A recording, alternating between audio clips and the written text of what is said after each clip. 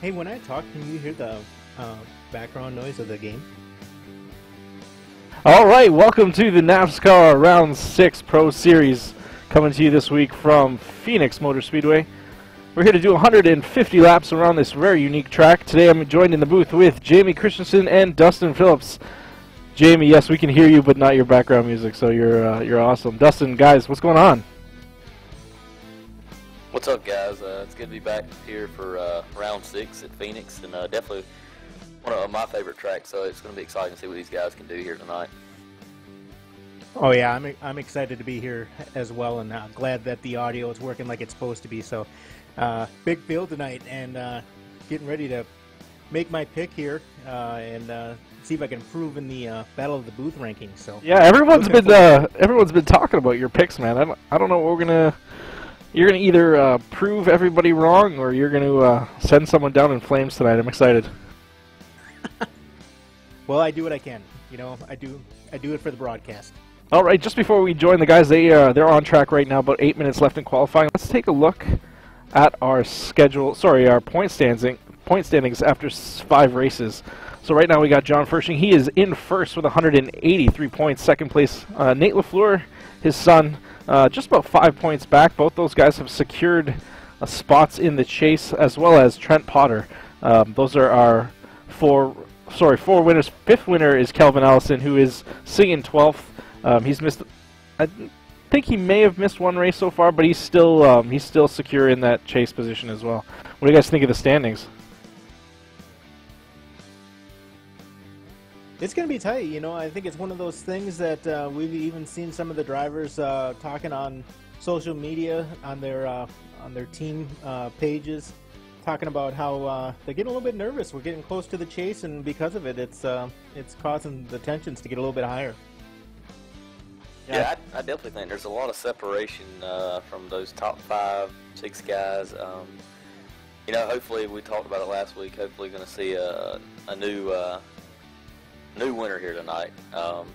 It's very possible, but we'll have to see it as the race goes on. There's a lot of quick guys here.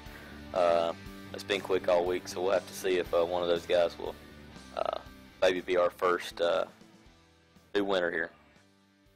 I think this is including this race. We got 3 races left in the chase, or before the chase, and these guys are going to start thinking about where they stand.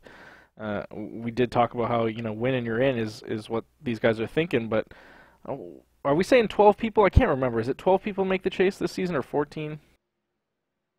We did talk about 12, so that's what we're betting on right now. So we want to see as many winners as we can for sure, but definitely going to take the top 12. All right, so with that, we got about 6 minutes left in qualifying. Right now, John Fershing Jr. is top of the charts. Looked like he's off the track. He's put it down a nice quick time and decided to, not exit his car, because obviously he knows when he exits his car, his qualifying session is over. But he has put it on the shoulder, and he's going to see if anybody has any stuff for him.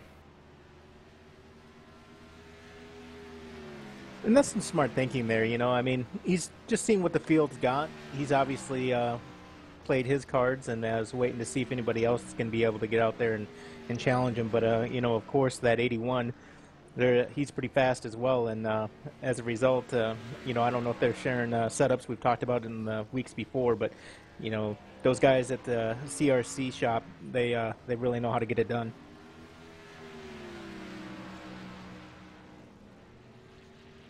Looks like the 94 of Kevin O'Brien is going out to put down another lap. Currently sitting in 16th position. as he gets up to speed. He's going to try and see if he can improve his numbers a little bit as he drops just a couple more.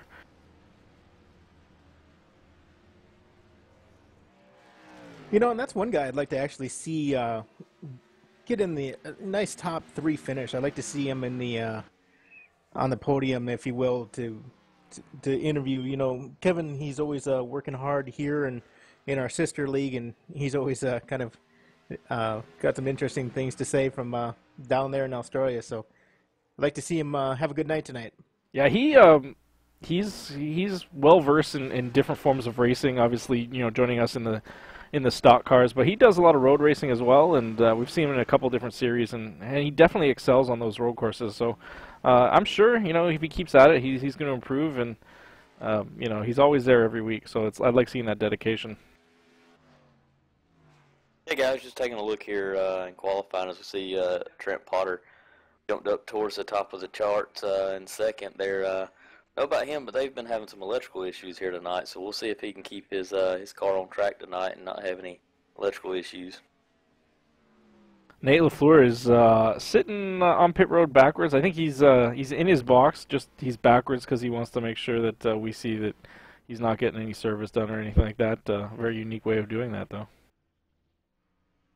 Yeah, I can't say I've ever seen that done before, and I was actually just going to comment. I'm like, so do you go ahead and bump the 15, get him some damage there so he can't go out and put a faster lap down? I don't think anything is going to get John back out on the track. I think he's happy with his time. I think if he's right now, he's like, have at it. If you can beat it, you can have that pole position. Calvin, he's been on and off the track a couple times, sitting in 5th right now. Trying to improve that number, or maybe just go around and get some extra practice. He's one guy that I think doesn't matter where he starts, he's always comfortable. He's always ready to move up in standing. So watching him battle up is never unusual.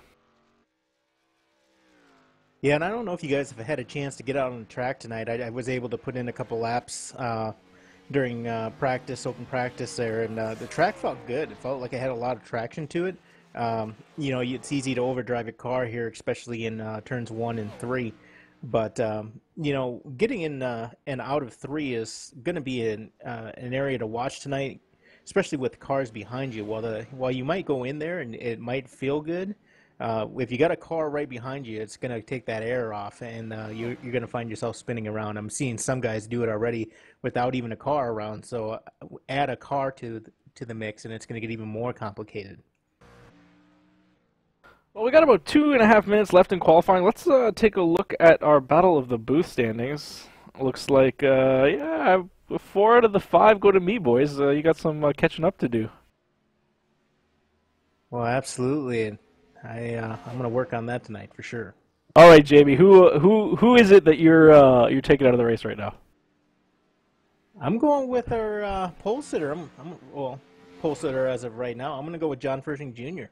Yeah, I think that's a great choice, man. I don't think John's always a great pick. He's really consistent. He's always up front. So if we don't see him in the top 5, I think we can blame it on you for sure this week. Good to know. Dustin, buddy, who are you picking this week? This week, I think I'm going to go with the 81 and Nate LaFleur. He's been solid all week, and hadn't picked him this year yet, so I'm going to go ahead and use one of my 3 up on him. And I think he's going to do pretty well here tonight. He's fast, as we know, but he's also, when it comes race time, he knows how to hold on and be there at the end. So we'll see how he does tonight for sure. Yeah, he's coming off that victory from last week, and I think that's going to definitely motivate him to be up there. He's sitting pretty comfortably in 3rd at this moment, so I think you're right. I think we'll see him at the end. So that brings me to my pick. Now, my pick tonight was going to be Calvin. But I hear that Calvin might not be able to make the end of the race, so might not be the smartest pick. Almost had me there, guys. I think I'm going to go with the O2 of Josh Buckley. Now, I think him and Calvin both on the track always make for a great, entertaining race, and I think these guys are going to race real hard tonight because of it. And I have a lot of faith that Josh is going to be there at the end, so I'm going to pick him tonight. That's a good choice. I think Buckley was definitely my second choice. He's hungry, man. He's been fast all year and had some bad luck. So He's been fast here all week, so we'll definitely see him up near the front if he can keep his nose clean. He'll definitely be around at the end for sure.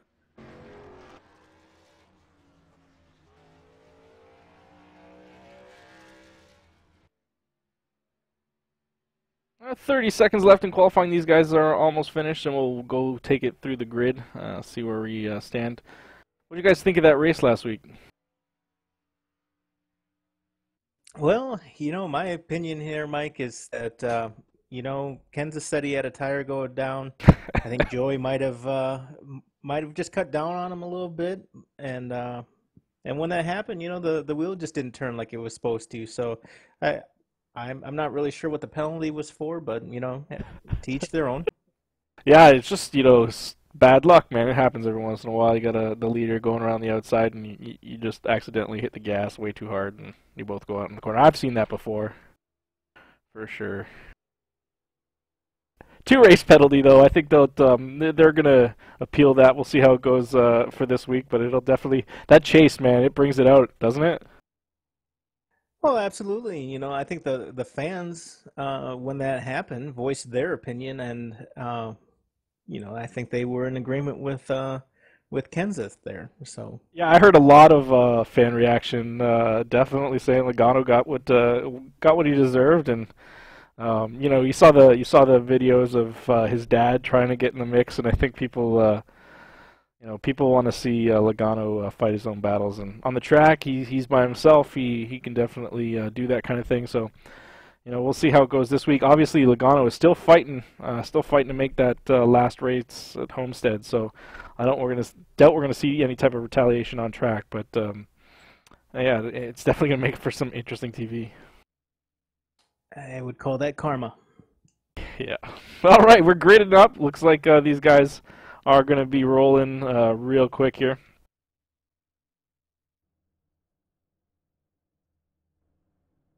As the cars put it on pit lane. Got an interesting track. That dog leg really kind of brings it to the mix. So do you guys like taking that low line through the dog leg, or you stay up on the track for your lines here? I definitely like to go down through the dog leg a little bit. I don't go as low, but we'll see Buckley. We've seen him in practice go really, really low. I don't quite go that low, but I definitely cut that corner a slight bit.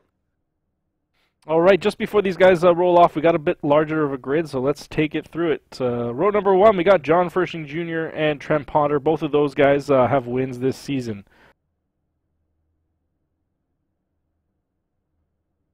Row 2, we've got Nate LaFleur and Craig Sykes. Nate LaFleur is our only 2-race winner this season. Row 3, Kelvin Allison and Josh Buckley. Row number 4, we got Nelson Rivera and James Skelton. Row 5, Keith Haney and Mike Abbott. Row number 6, we got Bruce Potter and Jonas Hankins. And row 7, we got Jeff File and Dan Haney. Row number 8, we got the 4 of Ricky Goodman, and on the outside we got Kevin Cochran. Row 9, Jordan Beck and Kevin O'Brien. Row number 10, we got Brent Rogers and James Haney. Row 11, Scott Kidd and Raymond Edge. Row number 12, we got Brian Wynn and Chris Sharp. And rounding out the field this evening, we have Timothy Lewis. I'm not sure if he's in there or not for sure, but he would be our last car. All right, these guys are taking the green flag.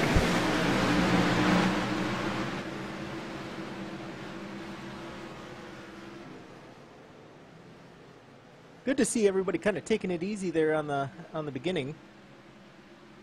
Yeah, I think there was some debate on whether we were going to see a bunch of green flags. I know a lot of these drivers are hoping for a bunch of green flag runs here. But it could go either way, as these guys are battling pretty hard. Nate's on the inside looking under Calvin Allison for that 3rd place position. Sure, I'm liking my pick tonight, guys. Yeah, so far he's got that clean air. That clean air definitely something every driver looks for at this track. Could go to his advantage. It's kind of interesting. 2 back from the leaders, Calvin Allison kind of just hanging out, checking out the line, checking out the car. I know he's tried a couple different lines here in practice, and even in qualifying, we've seen him try a couple different runs. So maybe he's just trying to see where that car handles the best before he starts moving up. You can definitely see the difference in line as John jumps down on the dog leg. Calvin keeps it up on the track. These guys are looking pretty quick. They look like they're making a little gain here on John. See if anybody decides to change their line going in this time.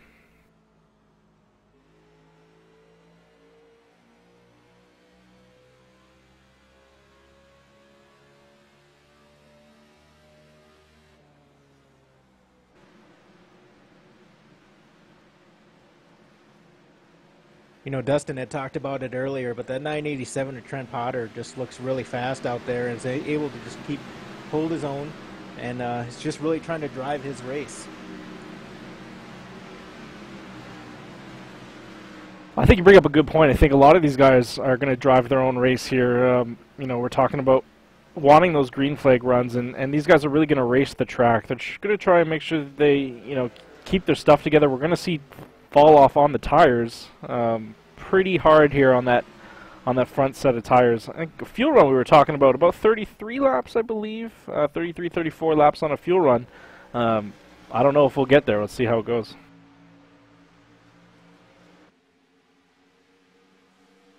Yeah, absolutely. And I don't know what your thoughts are on this, Dustin, but, you know, it's one of those things that I always like to get your thoughts from a driver's perspective. You know, it's early in the race. The field's kind of spread out a little bit. I mean, as a driver, you know, what are you trying to, you know, what's your mindset right now going into this, or as the laps are clicking off here in the beginning?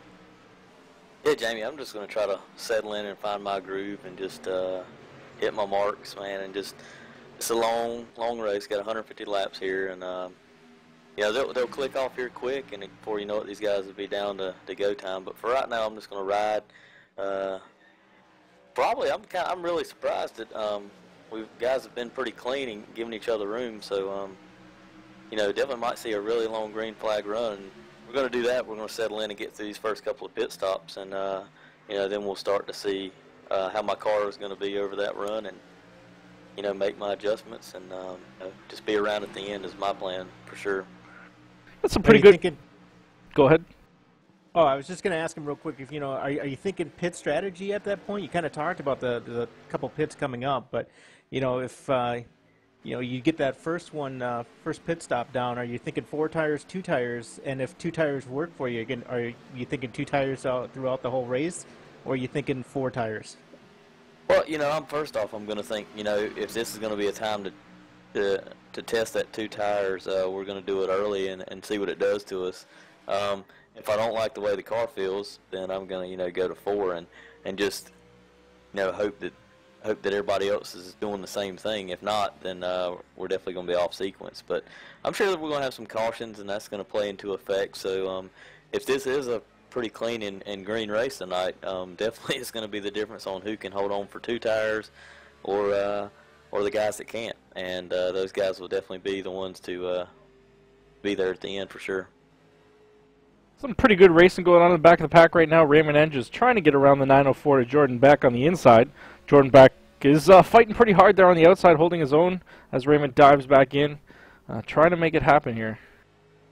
Yeah, guys, just a quick note. We've been paying attention because it's been everybody getting spread out, but the 86, James Skelton, he has taken the car back behind pit road, having some electrical issues is what I'm hearing at the moment. So we'll keep an eye on him. He's already 4 or 5 laps down.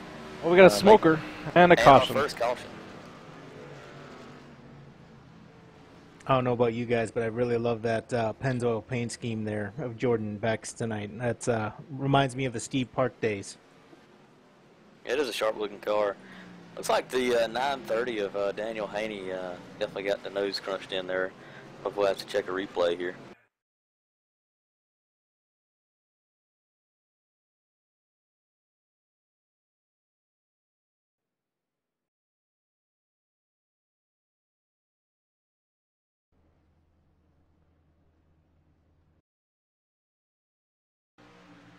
Yeah, Haney definitely got some damage after that one. Yeah, taking a look now as we Got him right behind. Oh yeah, looks like he just got loose coming off a single car incident. Got loose into that inside retaining wall and um, tells the story right there. Unfortunately, yeah, like I said, it's a tough track. These guys are going to be racing it. We're going to see cars get loose. That was about 12 runs or 12 laps, and yeah, you get loose and you get into that inside retaining wall, and your day's done. It's really not a lot of room to recover there. Yeah, you're right, Mike, and we talked about that earlier. I mean, it was one of those things that I said coming out of three. You know, the car might feel good for the first few laps, but it's definitely something that you can misjudge and put too much gas on and bring the car around. What were you gonna say, Dustin?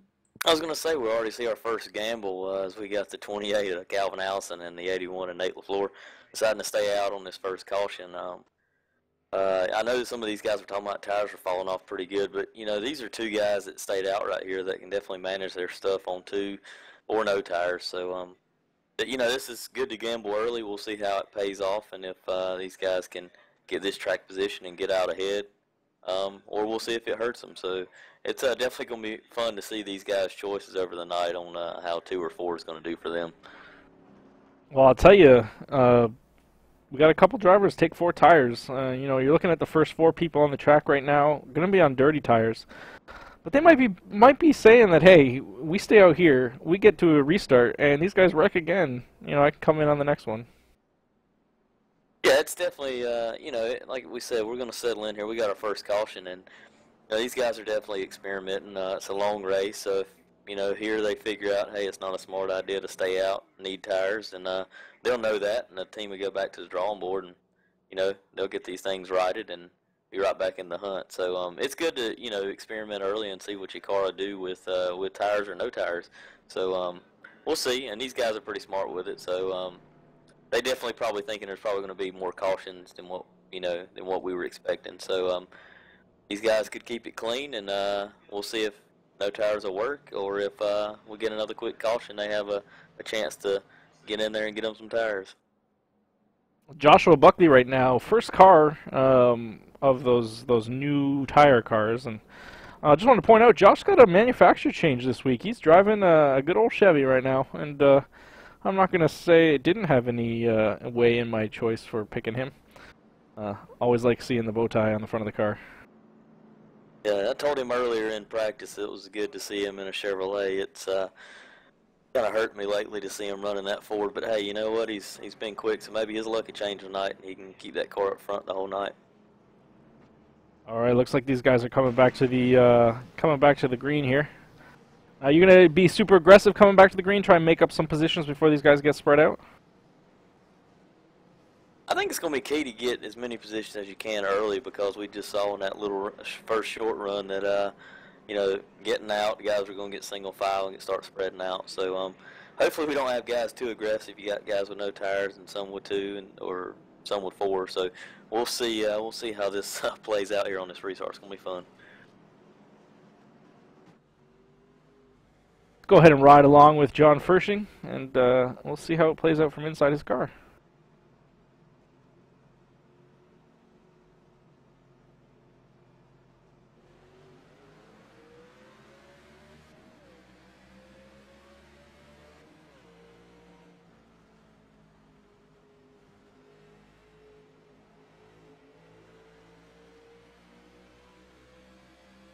Diving down, trying to take advantage of that dog leg, using it to gain whatever position you can. Gets inside the 82.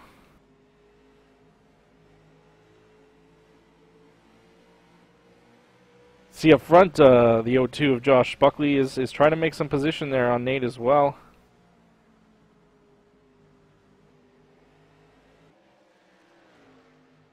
Yeah, it always makes it real interesting going into this dog leg here, right here, especially with these guys only running one monitor and then letting the car drift back up on the track. It always makes me nervous because you kind of wonder, are they looking out that right window, or are they just kind of going with the spotter and with what he's telling them? Yeah, that's the one thing. Oh no, 82 is around. Gets loose on his own coming out of 3, just too much gas. Oh, collected a bunch of cars. That's unfortunate for anybody running the back there.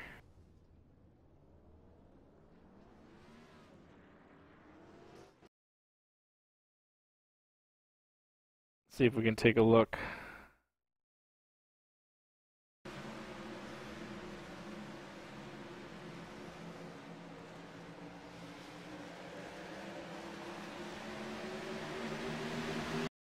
Oh, yep, coming out same area, but he almost caught it, overcorrected into the outside wall that time, and um, just the cars in the back. A couple cars couldn't get the cars slowed down, and yeah, the 955 James Haney was collected in that as well, and the 9 of Kevin Cochran. Yeah, we're gonna see. Kevin's got a new sponsor on his car this week, and Farmers Insurance. So good to see that. Just tough break for him, and hopefully them boys can get to work on that car and get him back out. Yeah, these two guys do have that one quick repair they can take advantage of for sure. That's going to be used up, I think, on this this pit stop for Kevin.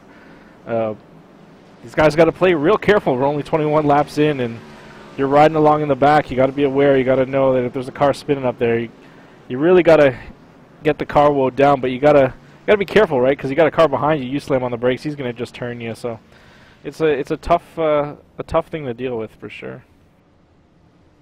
Now, I'm not seeing the 82 take a quick repair here. It looks like he's still in the pits. Did he tow? Maybe he's towing.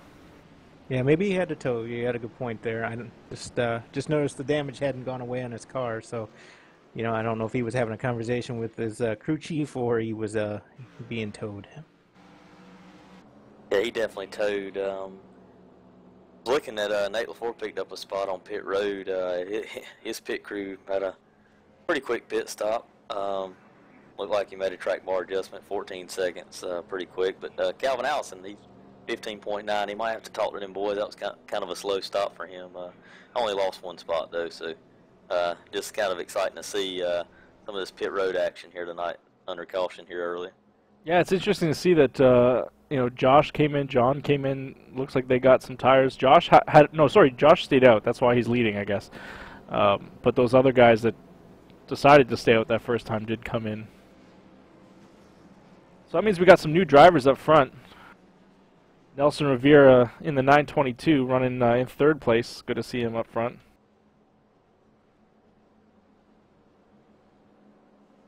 I'd like to go back to Mike Abbott there. We talked about Josh Buckley a little bit earlier, maybe some of the problems that he's had early on in the season. But, misery loves company, and not that there's any affiliation between the two. But, Mike Abbott this year has had his own share of incidents out on the track, either being involved in somebody else's stuff or like what we've seen here, him just getting loose and having to go behind the wall and get a quick repair. But he's always a great driver. He's a past champion of ours. We know he knows how to get around the track, and he's always, he's one heck of a driver. So hopefully this will be his only incident tonight, and he can get back out there. And like to see him in a nice top 10, top 5 finish tonight. Yeah, it's I was gonna say it's really not characteristic of Mike to go around on his own. That's definitely different. And you got to give him one every now and then. I'm sure he feels bad about the cars that got collected, but. I'm sure we'll see him up near the front as long as he can keep the fenders in line. He's running that breast cancer awareness car. I was wondering if he was going to change it to the Movember stash car for November, but I didn't get a chance to ask him before the race, so we'll have to ping him on that one later. Yeah, he could put a big mustache right on the front. His car's off. These guys are going green here.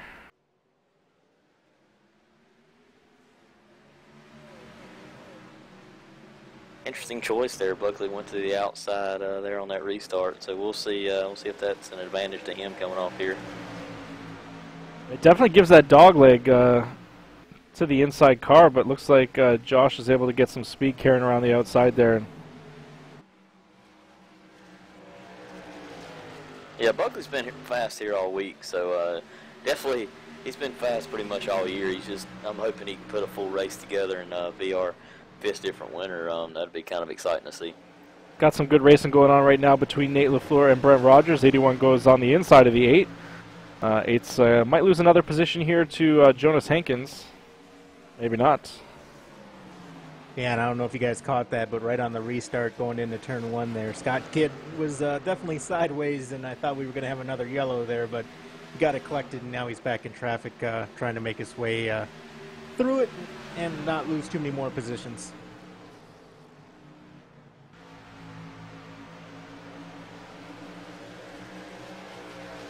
Yeah, he's definitely still sliding backwards. Cars are going down on the inside. You get kind of upset when the car gets upset like that, and you try and get it collected, but then right away you got to be dealing with other people. So it's trying to kind of gets you off your game. You got to, settle down. You got to reset and start hitting your marks once again. Another caution. Oh, we got another caution. Anybody see who went around there? Not yet.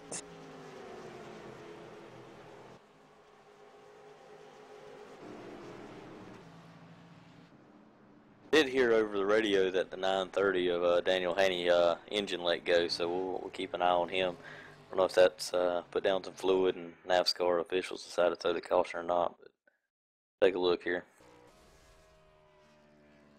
Oh yeah, he definitely blew it up.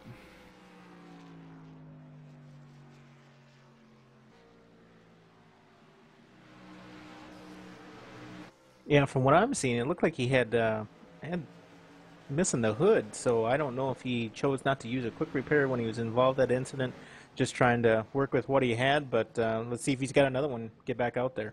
Yeah, he did his as best he could to get it off the track. Looks like iRacing didn't like his position and threw the caution. But he did tow it, so I appreciate that. But no other cars collected, so that's good. Yeah, and it definitely looks like our lucky dog here is going to be Mike Abbott. So that's a good break for him. He'll get one of those, one of his 2 laps back, and start to make his charge back towards the front. Yeah, absolutely, and I don't think we've seen our last caution here, so hopefully if he can just maintain, keep out of harm's way, and he'll find himself back on that lead lap. Yeah, we're only lap 29 of 150, boys. We still got some racing to do here. New leader. Yeah, Nelson was pretty quick on that last run, so we'll see him. He does well.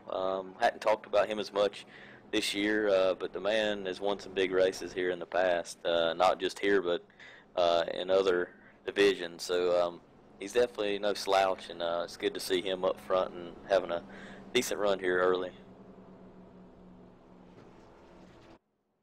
Well, let's take this time to take a look at our 2015 schedule. This week, like I said, we're at Phoenix. Next week, we're going to Sonoma, man. You think there's a lot of cautions on this one? Actually, you know what? Sonoma probably won't have a lot of cautions because of the local cautions, but it's going to be an interesting race, that's for sure. Yeah, we definitely got some road racers that we'll see do well. We got Raymond Edge. He's a pretty good road racer, and quite a few of these guys do pretty well. So we'll see that race. It'll definitely be one that maybe we'll see even another winner that we probably wouldn't have thought about show up and do a good job. So that'll be a fun one to see how it ends up as well. Yeah, I think it's going to be the first time NAVSCAR goes to Sonoma. We've done Watkins Glen. I know a couple of these guys are really excited about it. A couple of these guys are really nervous about it. But hey, I like giving that, throwing that wrench into the series, and it kind of really mixes it up. I'm excited for it. The week after that, we're going to Rockingham for our second sponsored race of the season. We're going to do the Setup Analyzer 150. And then we start our chase. So, a couple more races here to go. And, yeah, I'm excited to get a championship crown for the year. Can I make my pick now? Hey, your pick is still 7th place, buddy. You're still okay. I don't think he's been caught up in any incidents yet. No, my pick for Sonoma. Oh, okay, go ahead. Who's your pick? No. Yeah, I'm going already because there's 2 people I'd put my money on because they're just phenomenal road racers. But I'm going to go with Keith Haney to win that one. He is ridiculously fast on road courses, and I'd follow that up with Calvin. Nice. So Keith's not even going to start the race next week just to save everybody some trouble. Well, that blows that out of the water. No, I'm joking. No, I'm joking because you just picked him. So he's like, all right, we're going back to green here.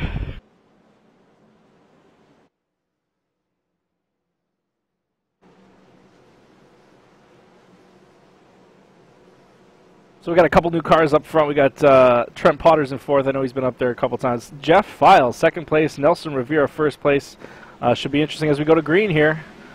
Nate got a real good start. Kind of pushed Nelson a little bit there. Yeah, he did. Looking to the outside of him.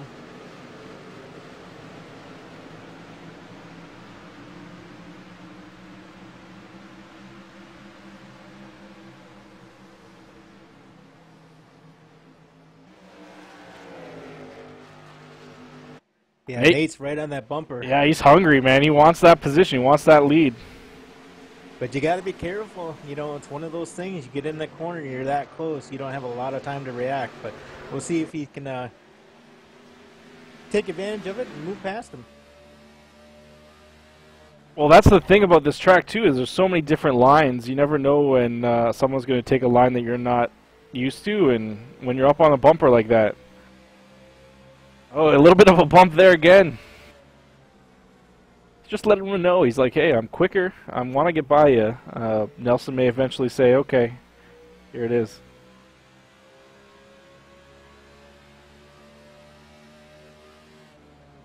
You know, we got some chatter going on in the Twitch chat room. It sounds like some of the fans out there are calling on Johnny Whopper and Brian Wynn as some of the someone to pick there for the race at Sonoma next week.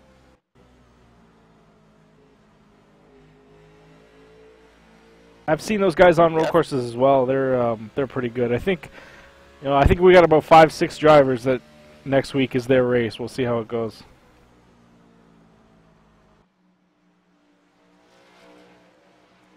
Talking about Johnny Whopper, he looks like he's hungry for that third place position as well. He's fighting now with Trent Potter.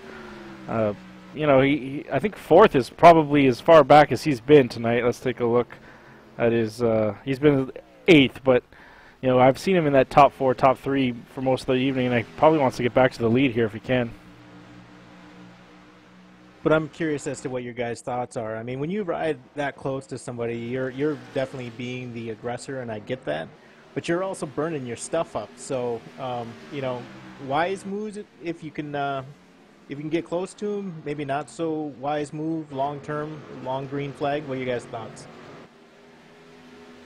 You know, I like being aggressive. I like letting the guy know you're there. Hey, don't forget about me.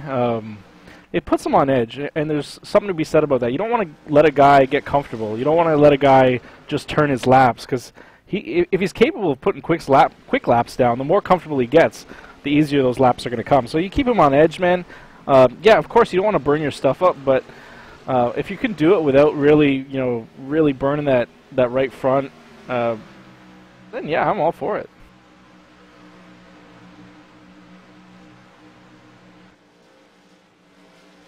That's why you're the Iceman. I was gonna say we all seen Dustin drive, so we know he's all for it too.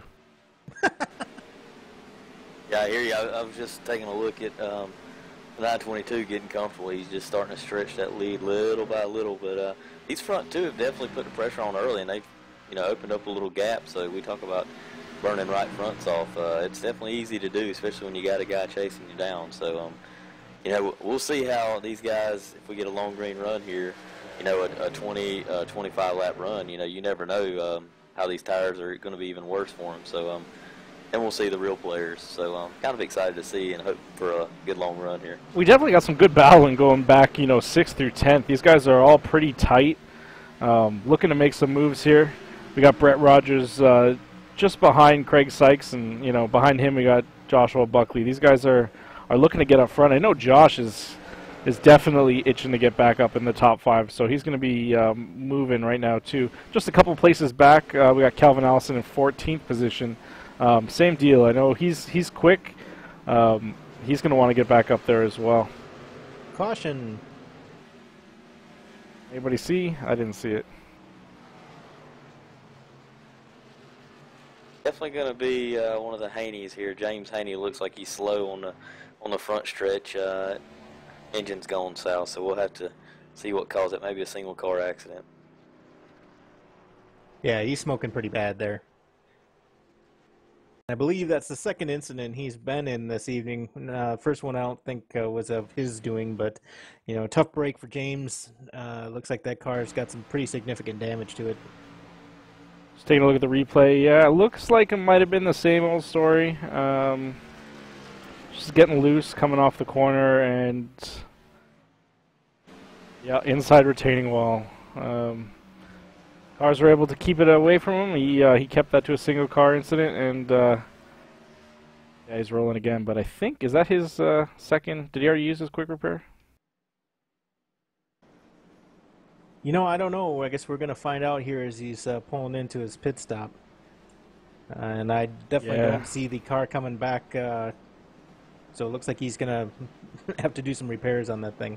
Yeah, that car did not bubble back out to a brand new car, so he's going to be, look, with the way that engine was smoking, I don't think he's coming back out.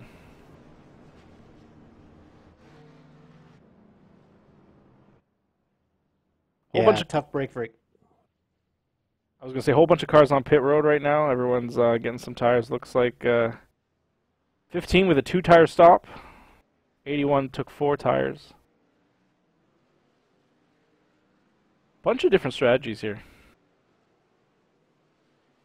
Well, on a caution, I'm coming in for 4. That's for sure.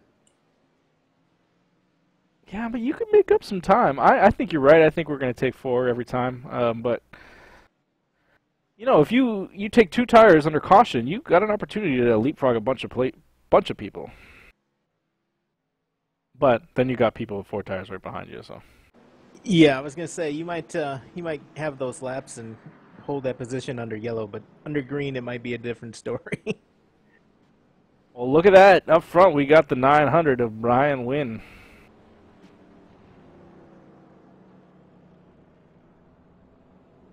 I was going to make a comment about... Yeah, I was about to too, but I don't want to jinx anything here. I don't either.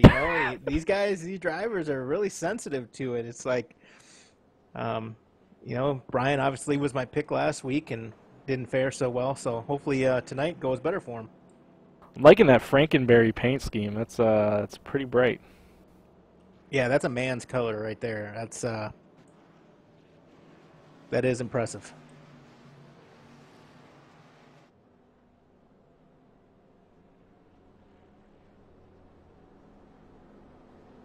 So let's take it through the lineup. We'll go through the top 10. First place, we got Brian Wynn. Second place, we got John Fershing Jr. Sitting in third, we got the 954 of Keith Haney. Fourth, we got the 905 of Craig Sykes. In fifth, we got the 81 of Nate LaFleur. Sixth, we got the 987 of Trent Potter. Seventh, we got the 922 of Nelson Rivera. Eighth, these guys are swapping back and forth a little bit. Eighth is Raymond Edge. Ninth, Chris Sharp. And then running out the top 10, we got Jonas Hankins. So these guys get double filed to get back to green.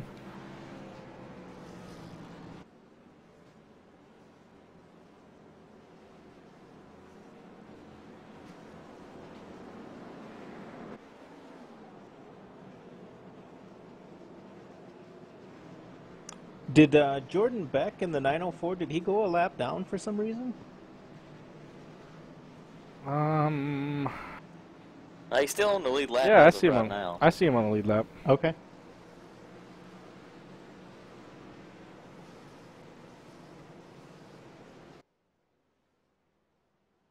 All right, pace car is in.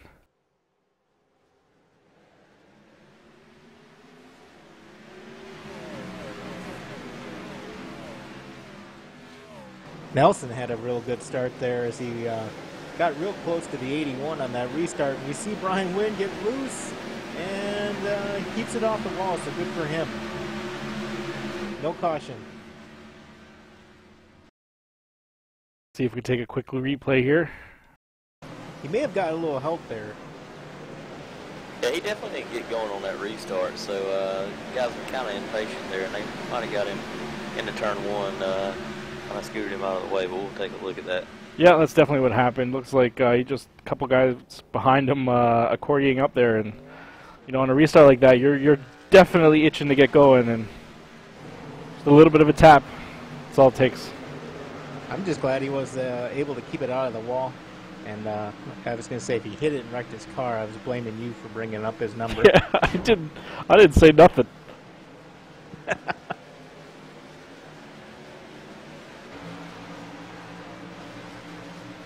Jonas, hang on. Go ahead.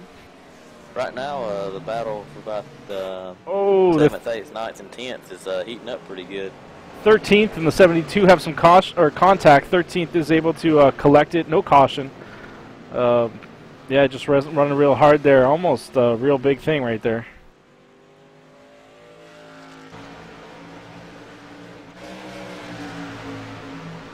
Brett Rogers and Jeff File, oh, running real hard there as well.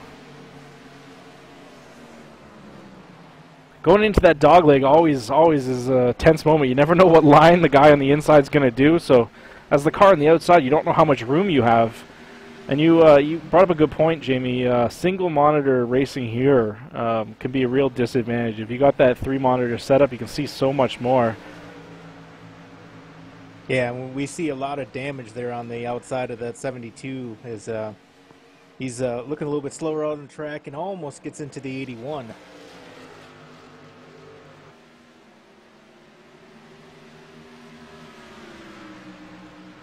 Yeah, that looks like wall scraping. That's a little bit different than what we saw. But, yeah, the 72 has definitely put some stripes down, I think.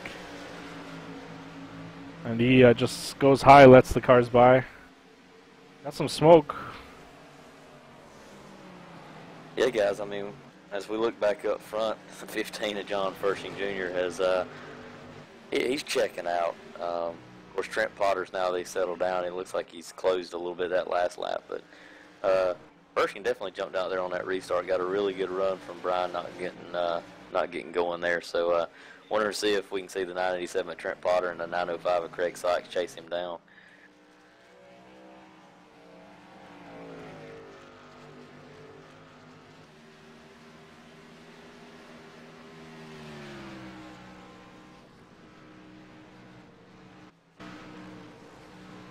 Yeah, that was Scott Kidd that was smoking out there earlier, 977.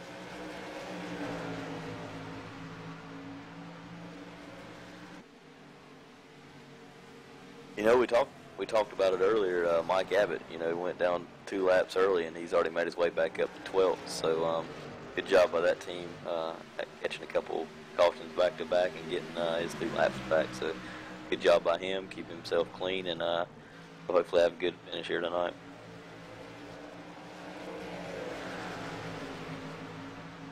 .954 got real loose there, kind of bobbled the car. Looks like some of these cars are going to give him a bit of a challenge. 72's fighting back.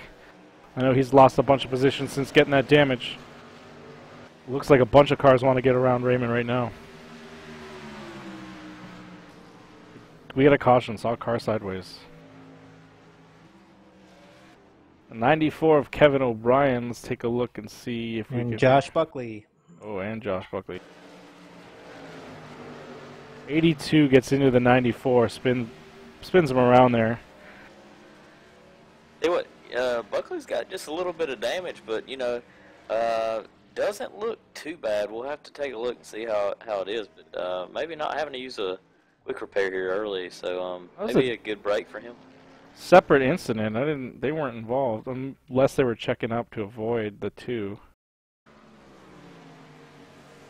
Take a look at the 2 car now and see what happened here. Yeah, 2 just slid it around the corner. Oh, just barely hits that inside retaining wall. Did a good job of almost saving it, but that might have checked the cars up and caused that other incident between Mike and Kevin.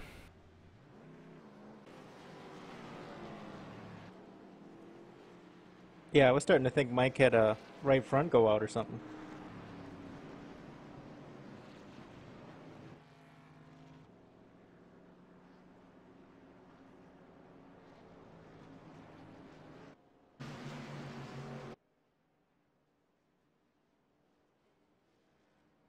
All right. So it looks like pit road's pretty busy. Yeah, I'm just saying that everyone's looks like everyone's in. Look like I don't know. Craig Sykes missed his pit. Yeah, he just rolled through.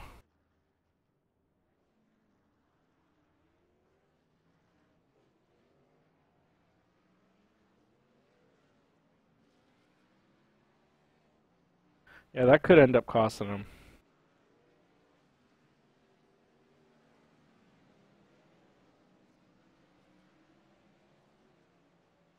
Down here in Josh Buckley's pit, looking at the crew work on the car. He had some pretty significant hood damage there, but they're working on it and hammering that thing back down. So he's out, and looks like he's going to get back out on the track, but he's definitely got a big gap in that hood.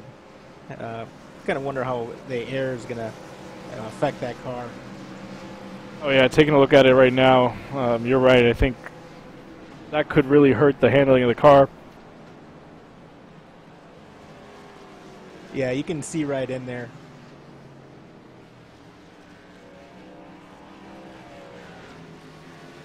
Yeah, I think he'll be fine, guys. I think, a little bit of damage here. Downforce is not a huge thing here, but as long as the front end's still intact and he didn't knock the toe out on this thing, I think Josh will be able to charge his way back.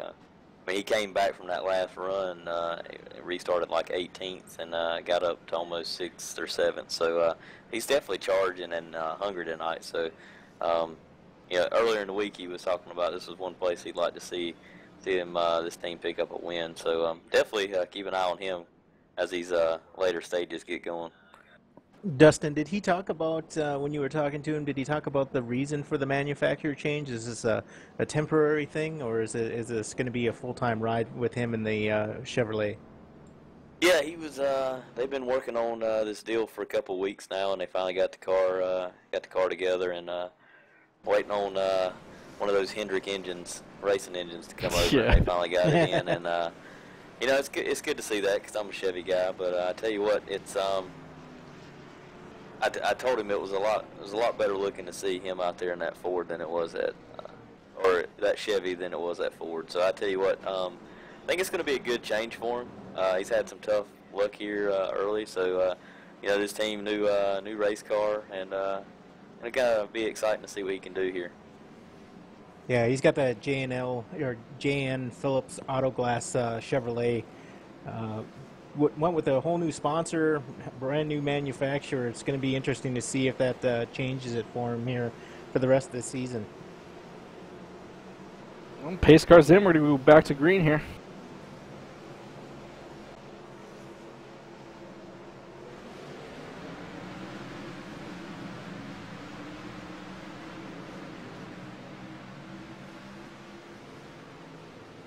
Pretty clean start by all the top 10 or so.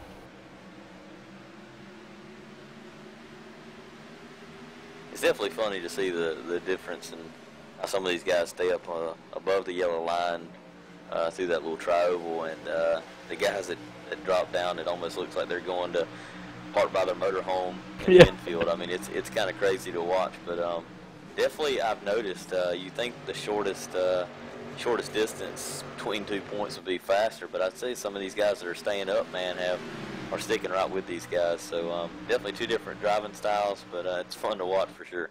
Yeah, they're pretty close when it comes to timing. I think that outside line, got another caution.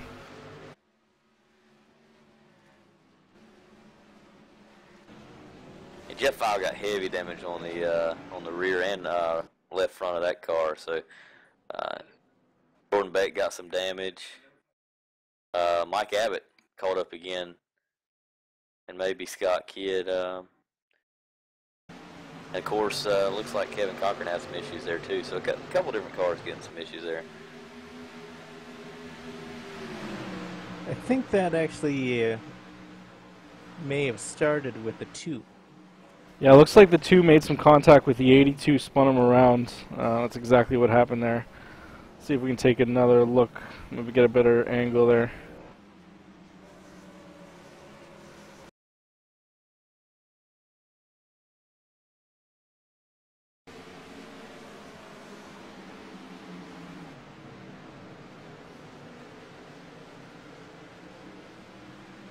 Yeah, it was just I was actually riding on board with Josh Buckley during this last couple laps, and when he came underneath the 82 there, it was a slight bump from his perspective, just looking through one monitor, but the chain reaction from that was maybe a little bit more than both of them expected.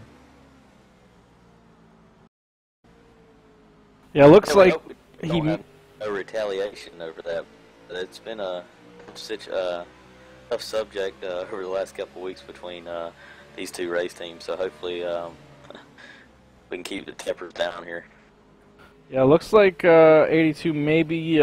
Sorry, the two car maybe just a tad high off that inside line, and I think it comes down to that same monitor setup. You know, he knows he's got a car on the outside. His spotter's saying outside, but you don't know how far outside, and you don't have that depth perception when it comes to running side by side. And 82 turns in, and 8 doesn't turn in as quick, or the 2 doesn't turn in as quick, and it causes that collision.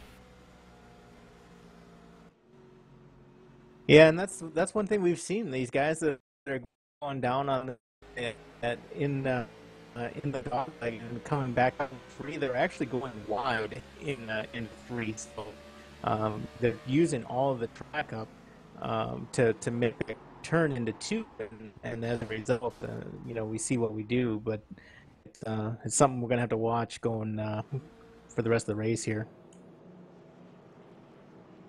Yeah, I think that's a good point. I think that's exactly what happens. You come off that dog leg and you try and use every bit of the track as you can to keep that advantage, keep that momentum rolling, and you just got to be super aware.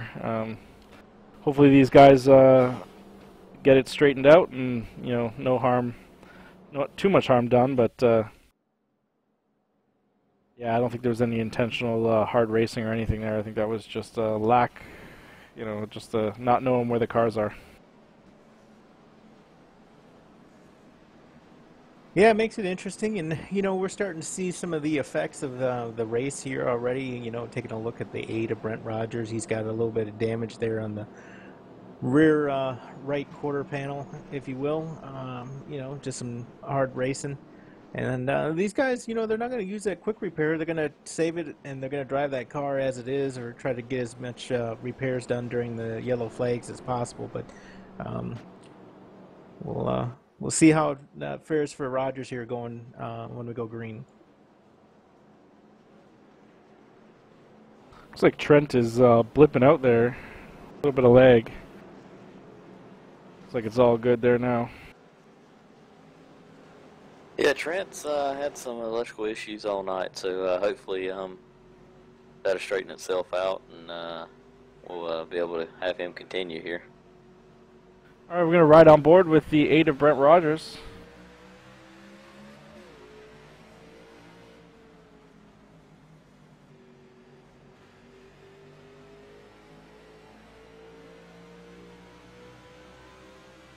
As everybody drops down, it's Brent stays up on the track, and the 2 just comes way out to the wall there. That's almost the same thing we were talking about, just using every inch of that track. I got guys being very aggressive here on this restart. Oh, we almost got 3 wide here. Interesting that Cowboy Rogers and Mike Abbott are pretty close friends on the track here. With the 2 so close to them, I wonder if he's thinking right now, maybe I should just give this guy a little bit of a rub. Yeah, I don't know if we want to go down that path. Yeah. We'll see how things play out, but definitely a good observation there for sure. We're not even halfway on the race here. Wow, Brent really on the brakes there, and the 2, oh, he loses it.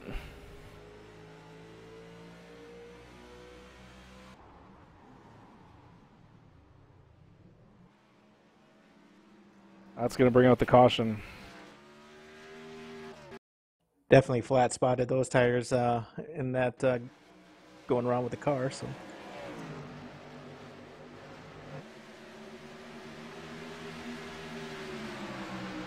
just some real big checking up in front of these guys, and yeah, that's not really a line right there that the 2 is on. Yeah, he kind of hit the apron there a little bit getting into 1, and that will definitely upset the car. So let's go ahead and ride on board with the 2 car.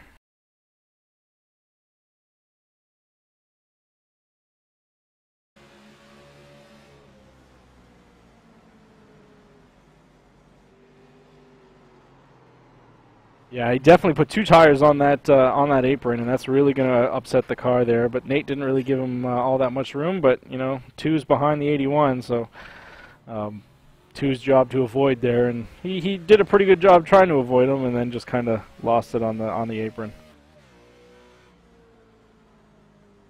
No contact. I don't think there was any contact between any cars there.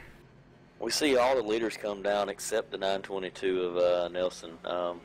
So it's going to be kind of exciting to see how he does, if he decides to stay out here or just wants to lead him a lap or not.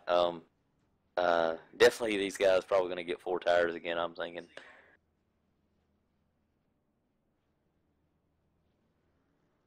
Well, we've seen Calvin only go 2. Calvin, that's correct. Always playing the games with you. It's like he listens to these things and says, I'm going to do something opposite. Well, I should have known I can't talk about everybody and include him because he's going to do something different. Very strategic strategic driver. It's, you know, he comes into play a lot, and he really thinks about his choices more so than I think most people do.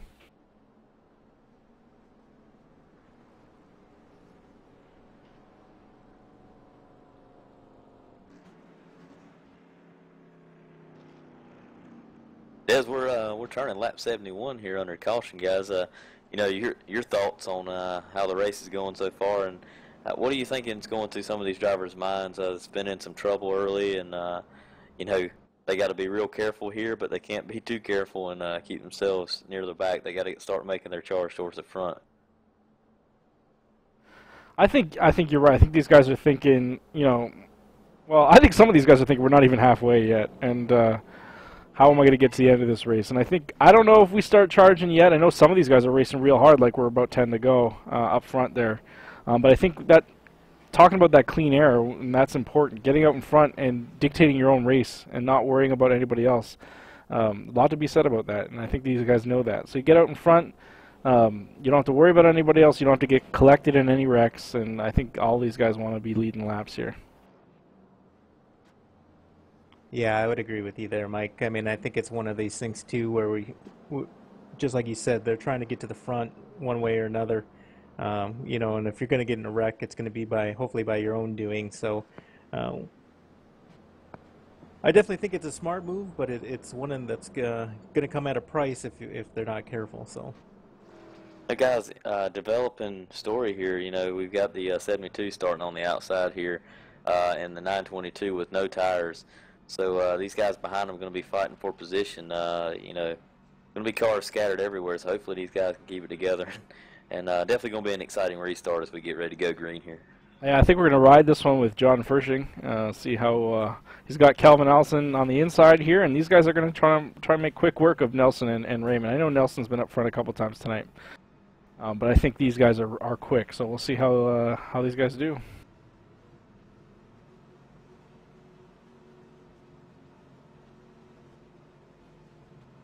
Pace car's in. And there's the green flag.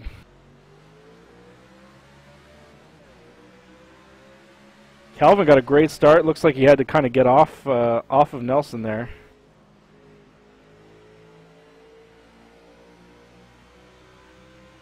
And I think it's interesting because I heard Calvin do it before, and so I've been riding with him here on this restart, and he actually keeps it in third gear until he's out of first, which it's a little bit different, but he was able to really close that gap and be real aggressive there on Nelson.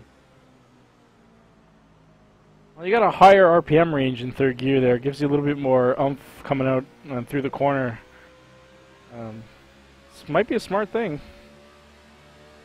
As Trent Potter goes underneath John Fershing there for position. These guys are getting back in line here pretty quick.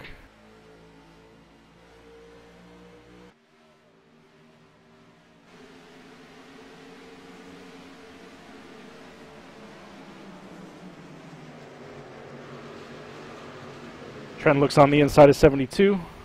Gonna make that pass pretty easily. 72 stays high. Well, maybe not. Fighting back hard. And another caution.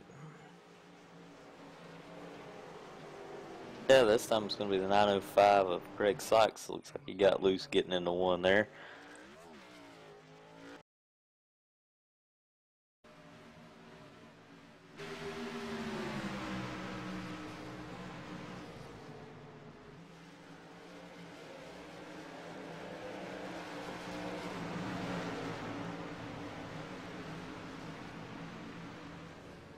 Him and Jeff File definitely get into it there.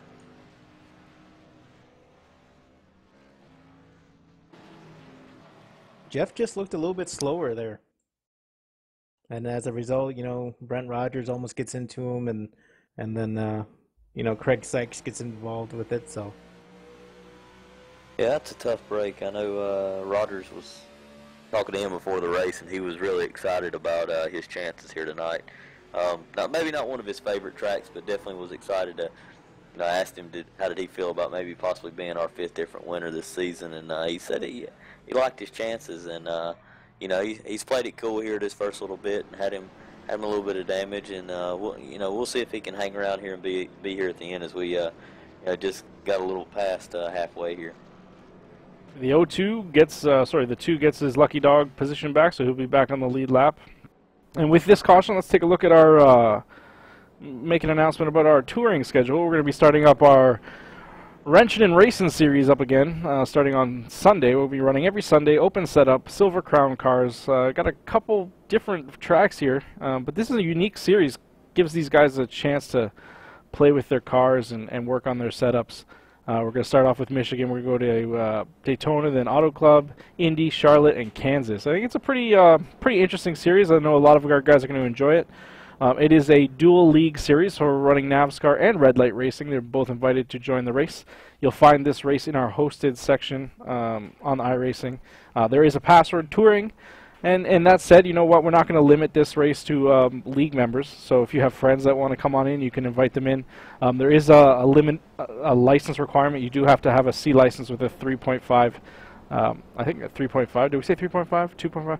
With a safety rating cut off there. So you have to have a little bit of chops on iRacing to join us. But if you're watching this race and you want to get an experience or try out league racing, Silver Crown cars are a lot of fun. And you can come join us. Password is touring. You guys going to be racing in that series?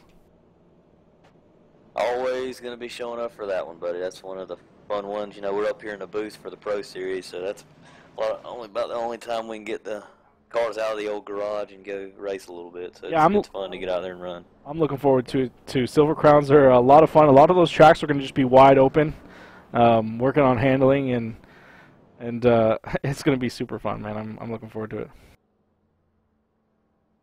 Yeah, guys, and I was didn't get to mention this earlier, but I was kind of excited for the Rockingham race. The last race before the chase begins. And I'm going to be out of town that week, so it's definitely going to be sad for me because I definitely wanted to be here to call the race and see how exciting it was to break it down for the chase. But not going to be here, so you guys. It's going to be kind of exciting. We got iRacing setup analyzer coming on, so that's going to be kind of exciting. And Rockingham's pretty tough, man. Track's ate up pretty good, so that's definitely going to be a fun one to call for you guys. So looking forward to maybe watching that from wherever I'll be. Yeah, well, we always hate to have any one of us out of the booth, but you'll be with us in spirit, and we'll definitely get your pick. And you're right, it should be an interesting race. We're going to ride this one with Calvin. Let's see what he does with the gears here. He just downshifted. I know he was riding around in fourth trying to save some gas there. He always does that. Pace car is in. Let's see how it goes.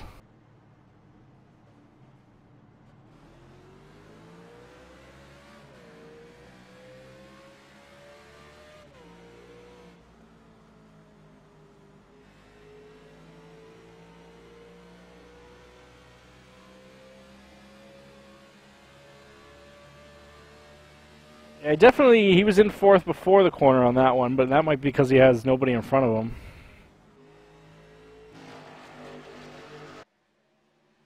It'll be interesting to see if Calvin carries that third gear like we talked about. Oh, 72, that's going to bring out another caution.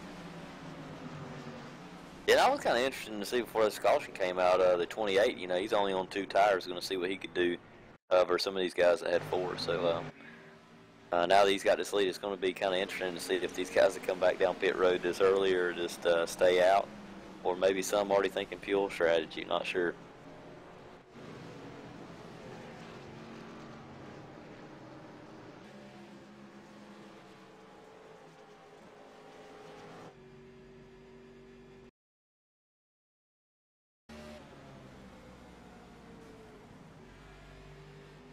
You guys are beating and banging back here. Yeah, poor Raymond in that car that just got beat up there. Woo! Trent Potter just barely missed that one after beating and banging of his own. Robbed that onboard and hard left as Raymond came back across the track.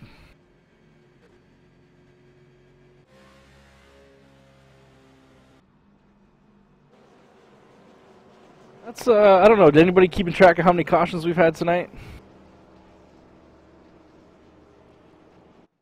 Yeah, we've definitely had quite a few, a little bit more than I expected. I thought the middle of the race here we wouldn't see as many cautions, but you know, sometimes that's what it takes to get the field whittled down a little bit, or the drivers to settle down. So we'll see. Yeah, we're definitely going to have some cars not up to speed now. I'm surprised we still got a lot of guys on the track, but there's going to be some pretty ugly cars out there. Well, I can tell you one car that isn't ugly, and that's that 15 of John Furshing Jr., my pick tonight. So the race is not over yet. It's still pretty early. But that wasn't exactly a vote of confidence. I would love to see your luck change tonight. You know, Furshing's a pretty safe pick, but I tell you what, you know, Buckley ran pretty well the couple weeks ago, and then decided to wreck there at the end. So hopefully, we don't see that tonight from Furshing. But you know, you never can tell. well, with that, we got a little bit more time here. Let's just remind our viewers, if you're interested in racing with us at NAVSCAR, come on, check us out at NAVSCAR.com. A lot of information about us and what we do. You can check us out there. Some information about our application and requirements in that sort. Yeah, we're always looking for new people. We've got a couple more races, I think 3 more races where we're still recruiting, and then we lock it down for the chase. And then that'll be it for this year. So if you're looking to, you know, get some experience or get on track, join us before the end of the next 3 races. You can also check out redlightleague.com. That's our sister league. They run Monday nights, same kind of deal. A lot of these drivers that race here race over there. Red Light doesn't broadcast at the moment, but hopefully we will see those guys back in the booth soon. Shout out to everyone over there, as they helped us a lot, got us going at the start of the year, and we hope to see them back in the broadcast game maybe next year.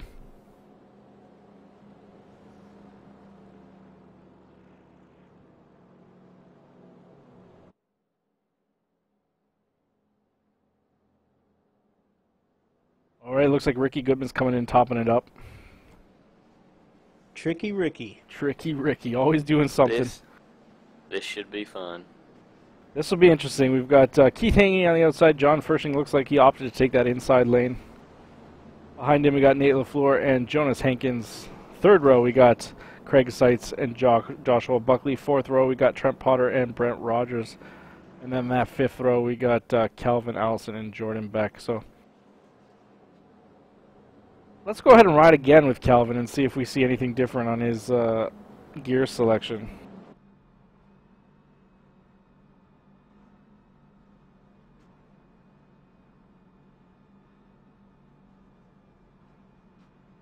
Yeah, I think with him being a little bit back in traffic, I think we're definitely going to see him utilize that 3rd gear here going into 1, but we'll see.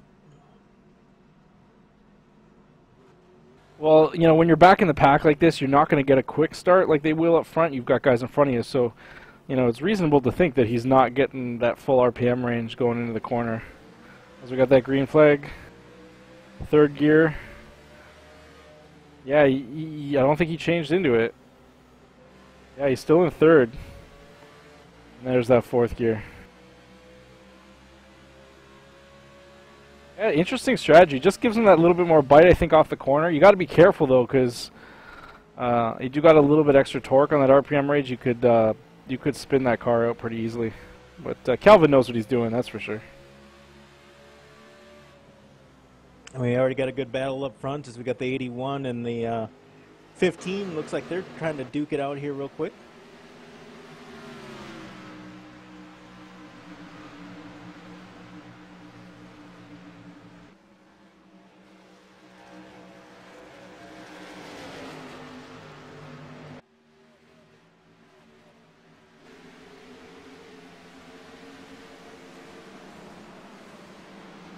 Wonder if John would want me to jump in there and spot for him or anything. I doubt it. I doubt it too. Jamie, I wouldn't mind you spotting for me. I'm not calling you that bad, but definitely Don probably doesn't know that you picked him, so he's probably just cruising along like he does every race. So. Oh, that's not a true statement, Dustin. He knew I picked him back earlier a couple days ago, and was posting there on social media about hoping people would wish him good luck, even though he knew I was going to be picking him. Well, then that's a change for me. I didn't realize, but you know, John's a good guy here, so he'll be easy on his stuff, and he'll be around here at the end, that's for sure. And I think the streak will be broken.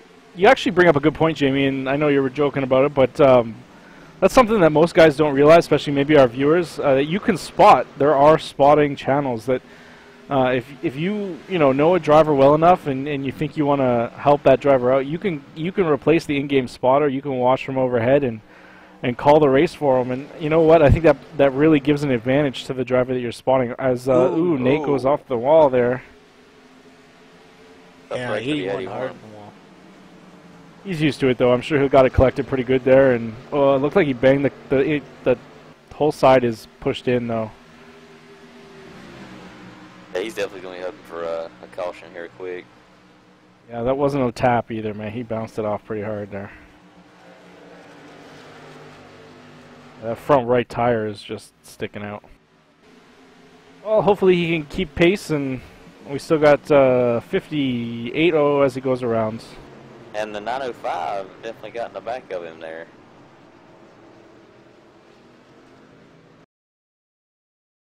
Well, that's gonna be a good situation. He'll be able to get down there and get the car fixed, and you know. Let's take a look at that replay, guys. Definitely 905 got in the back of him. No doubt about it. Just watch the replay. The 905 definitely helped him around there, Craig Sykes. But I'm not sure why. Maybe there was maybe Nate kind of checked up a bit because of the car. Maybe he just wasn't quick enough in that turn. But 905 didn't get off it quite enough to. Might actually work out better for Nate though, because he kept the car pretty much in the same shape. He'll be able to come in and maybe get a quick repair there with that caution. Yeah, for sure. And I mean, you know, you talk about guys getting breaks here. The two of Josh Buckley sitting in second spot now. That car looks pretty good, and he still hadn't used his quick repairs. So going to be a good break for him. You know, as we're right here turning lap 94. It's getting down to crunch time for these guys. I mean, we still got quite a little bit of lap left, but these guys are definitely thinking, getting ready for the end and making that last push.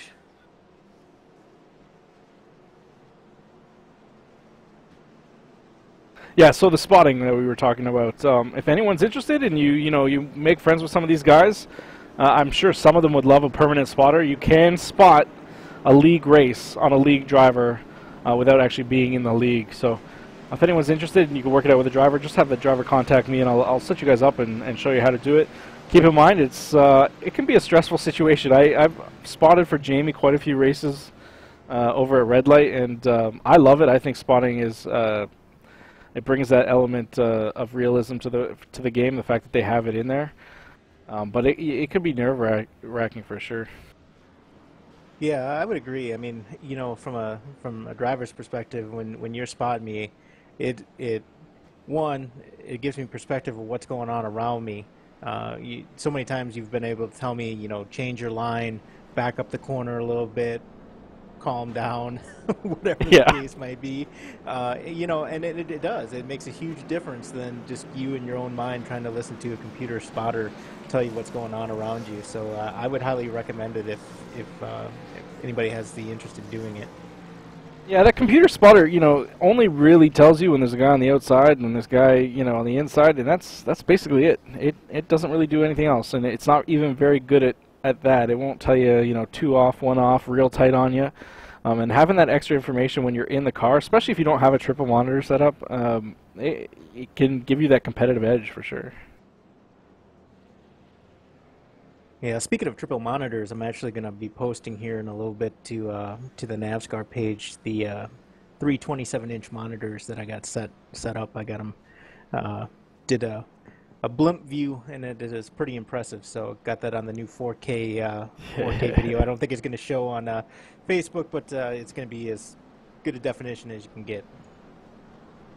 He's talking about his cool rig. I can't wait to get my triple monitors or my Oculus set up. I know I've used some time with the Oculus. I really like the virtual reality. I think that even might be a little bit better than the triple monitors, but I think I'm a little way off yet.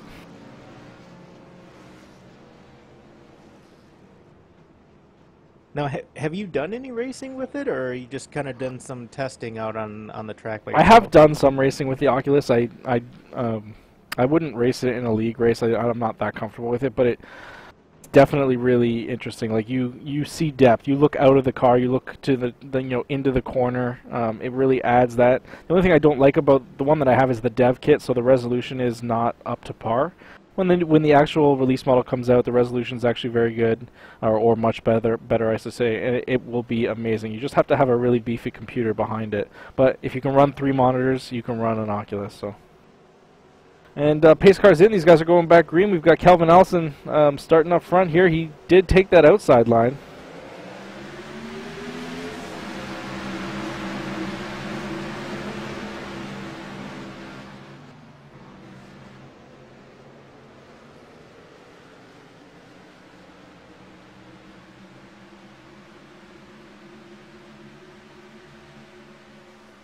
And the field is really spread out, and taking a look at the 81 trying to make his way back through the field, but he's definitely got his work cut out for him this evening.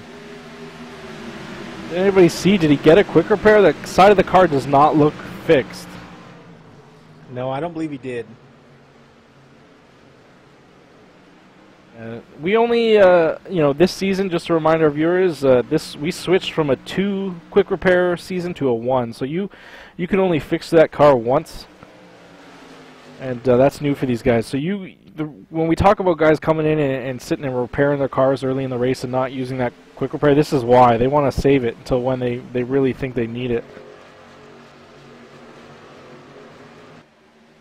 Case in point, the 02 of Josh Buckley, still that front end of the car is still damaged on the hood, but he's quick, so if he hasn't used his quick repair, no need to. Yeah, you're right. He's really pressuring John Pershing Jr. there, letting him know that he's in his rearview mirror, and John's trying to get around Nelson Rivera for that second place spot. So some tight action going up front there. Here it goes. This is kind of what happened last time, and makes that pass a little bit cleanly there, or a little bit cleaner than last time. I wonder if that's the case of the 15, maybe giving him a little bit of room. But that was we got a car going around. Brent Rogers, and the 39 looks like he got spooked and went around himself.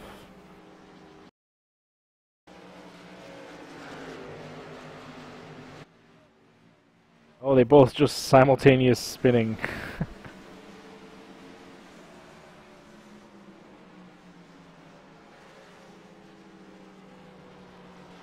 It's easy to follow the car in front of you. You run in their tire tracks, and they start getting loose. You could just easily follow them loose, and the Brent Rogers was able to save the car and not run into the wall, even though he's got damage already. But Jeff looks like. Jeff had a lot of damage there.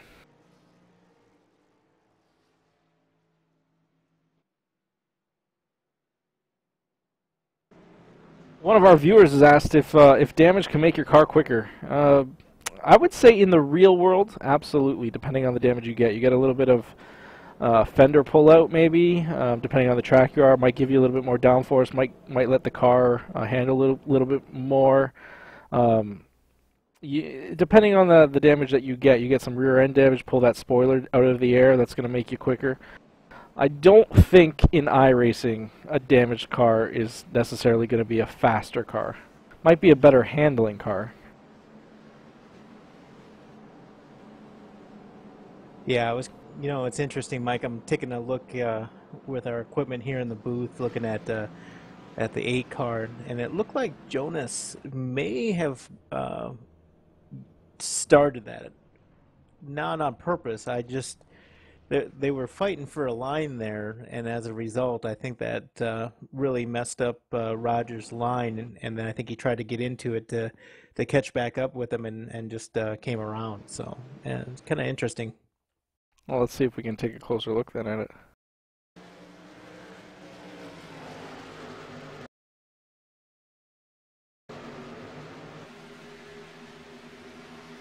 They come awfully close. I just don't know if they touch, but I think even if they didn't, it was enough to throw Rogers off and to where he had to change his line and maybe readjust and readjusted a little bit too much in that car. Yeah, I think you might be exactly right. Let's see if we can watch that from in the 08 car here.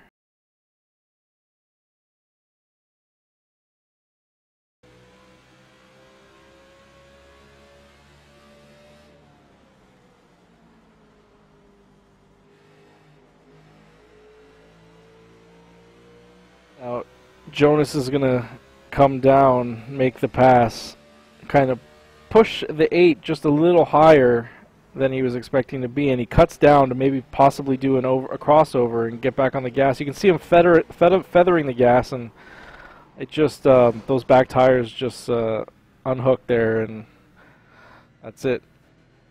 And sounds like he's got some engine damage as well.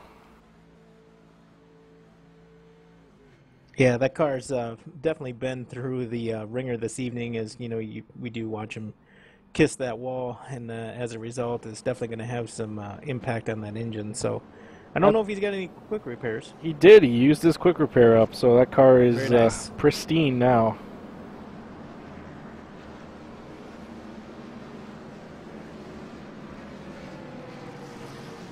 It is interesting though. He's ran that Goodwrench Chevrolet Oreo paint scheme now for probably about as long as I've known him. Every now and then he'll switch it for a race, but he's definitely he likes that Dale Earnhardt throwback. So I like that paint scheme. That was one of my favorites back when I was a kid.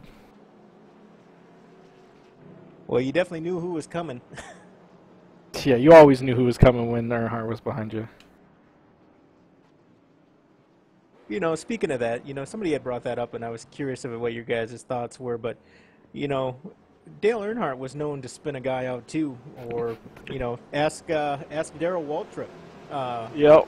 on his thoughts about Dale Earnhardt and whether or not taking people out. And when you look at it in comparison to what you see with Kenseth, it's kind of like, why do we even have this discussion going on? I think that there's a difference. I think, okay, first off, Dale never ran this chase format, and one race back in the day, when you were running a 43 race series or whatever it was, one race didn't necessarily kill your championship. Kenseth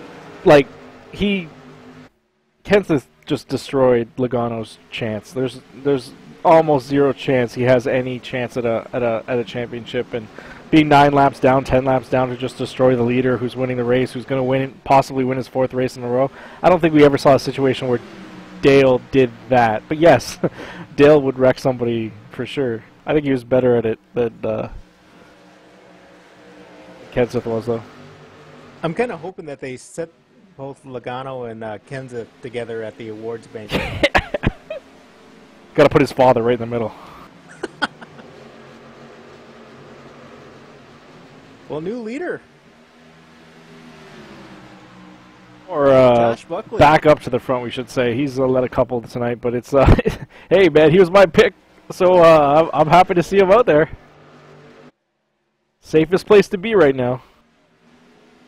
And he's still able to put down some fast laps. You've talked about it. He's got damage on that hood and has had it ever since those earlier incidents, but it doesn't really seem to be impacting the cars. He's able to make his way around the track. His last lap was the fastest lap on the track out of all the leaders, so he's still quick. Yeah, I mean, just to make a point there, I mean, Mike, it's whether you're actually here for the broadcast or not, whoever you picked has usually had a pretty good race. So that's kind of, we've talked and joked on Jamie about having the guy picking him and the bad luck they have, but definitely the driver that you chose pretty much all year has done a good job. So if I'm out there racing, I'm definitely wanting you to pick me for sure. Look at Nelson race real hard there to get underneath the 2. Yeah, he's definitely had him there, I thought, coming out of 4, but Buckley able to make that line work. Yeah, Dustin, it actually makes me think I know what I'm talking about. It's pretty crazy. Yeah, I was thinking it was crazy myself. But, I assure you, I have no idea.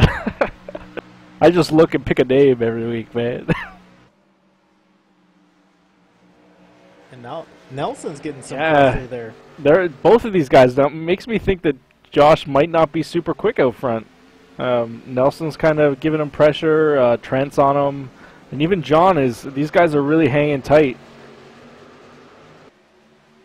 The 2 is not pulling away like we've seen John do. That's for sure. And he's definitely running like a lane and a half higher. Another caution. Another caution. This one is Jordan Beck. Looks like, I don't know if it's a single car accident or not. Man, he tore up that nice Pennzoil Chevrolet, or Toyota, I'm sorry. That's not the first time this week we've seen that, so.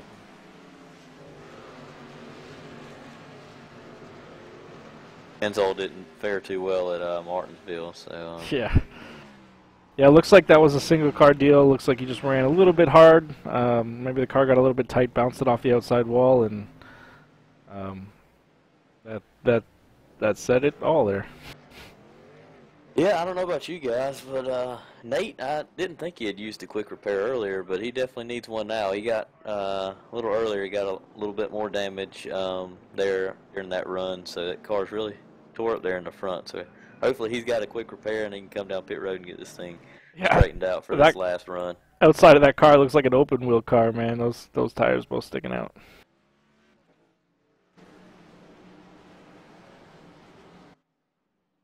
Let's see if he has a quick repair.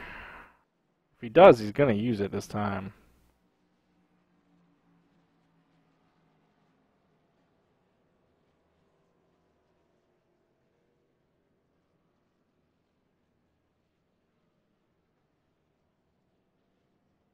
Kind of early in his box, and there that car just bounces back. So he did save it. 37 laps to go. Smart move. Nice fresh car, 4 fresh tires. He's a little bit deep in the pack, but yeah, and I think it's going to make it interesting, to be quite honest with you. You know, with him being deep in the pack, we all know that Nate's a great driver. I think it's one of those things is I'm trying to monitor and watch on that 81 is how aggressive is he going to be getting through there, because, you know, he's got a lot of cars in between him and the leaders that actually have quite a bit of damage on it, and you know, when you got that faster car, it could make things interesting. yeah, we'll have to keep an eye on him, see where he is, you know, 5 laps into the run. Sitting in 13th right now. Assuming that these guys don't come in front of him. That might change before we go green here.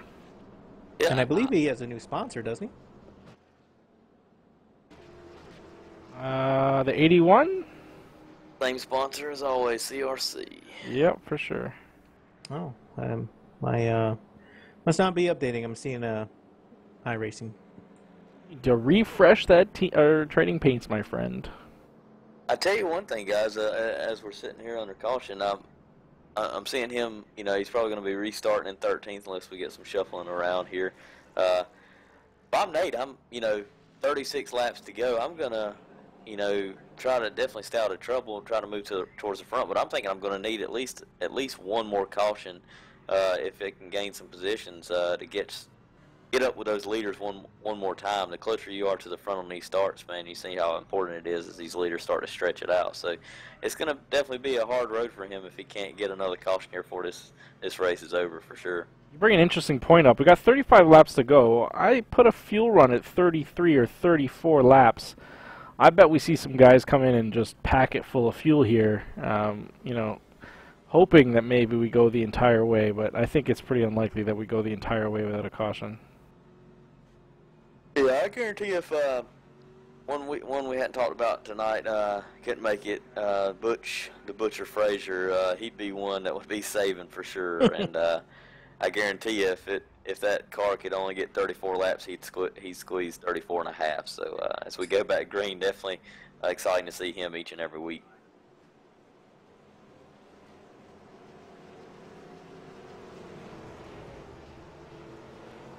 Do you guys know who's leading the manufacturer point chase, if you will? I don't think we track manufacturers. We don't, but it's definitely the Ford Fusion for sure. They've won 3 out of the 5 races so far. So.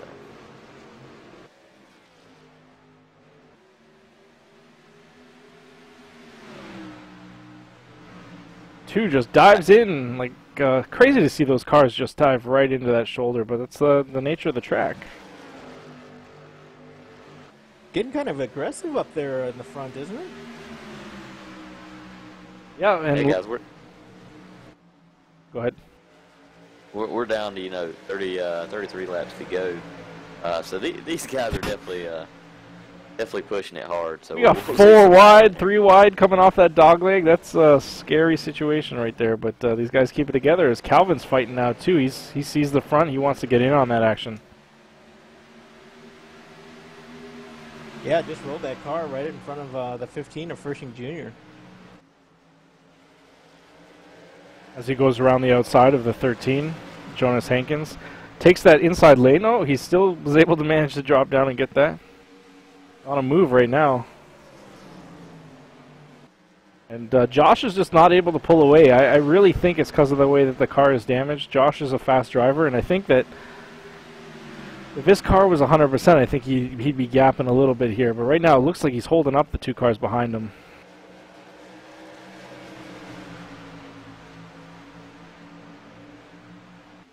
Potter is hungry tonight, trying to make that outside line work on Nelson. Yeah, it looks like that outside line is going to cost him possibly right here with Calvin going underneath. Oh, that outside line's got a lot of get up and go off that corner. Oh, 922 gets it sideways and collects it.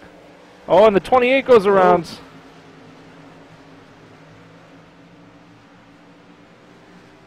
Wow, was able to keep it on the track, no caution, and he's back up on and came up in 11th. Yeah, that was a tough break there for the 28. We seen Josh Buckley do it earlier though, get a little low on that one. Yeah, you get such a run on a guy that you think you can dive in, and when you dive in on that shoulder, just in I guess we would call it what turn. The last turn, it kind of upsets the car there, even in going into 1. It's still 29 laps to go. It's not over by any means here. Buckley being pressured. Yep. Champarda looking to make it stick on the inside. He does. 2 drops down, try to do a crossover on that inside shoulder. Now it'll be interesting to see what Trent does here. Is Trent going to be faster than the 2 now that he's out front? It looks like he's already pulled away a bit. Nelson is itching to get by him as well. Yeah, and Buckley just keeps taking that line away.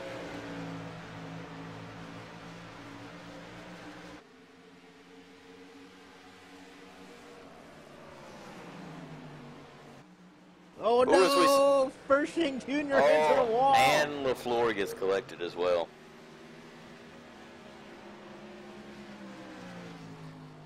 Like Jonas Hankins definitely got into the back of the 15 there. Let's check the replay.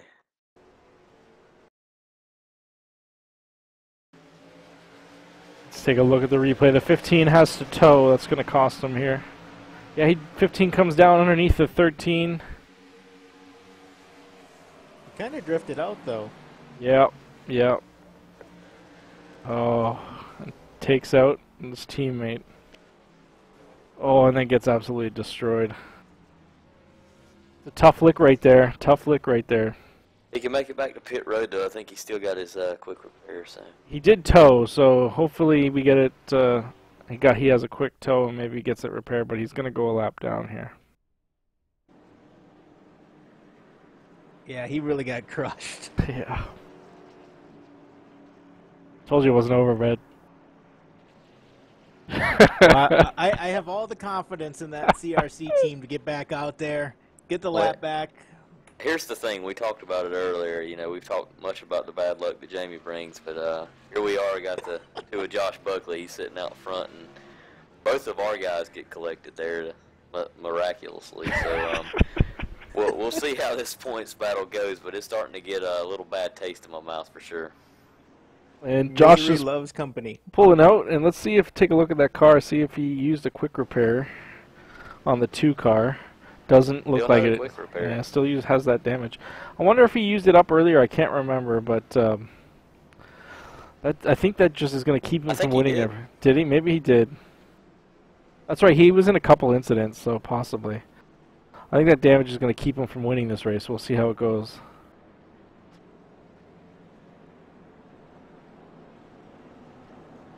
I think they need some tape on that car, or some, was it Bear Bond that they put on there or something? Yeah, it's some of that high-speed tape. Right on the front, man.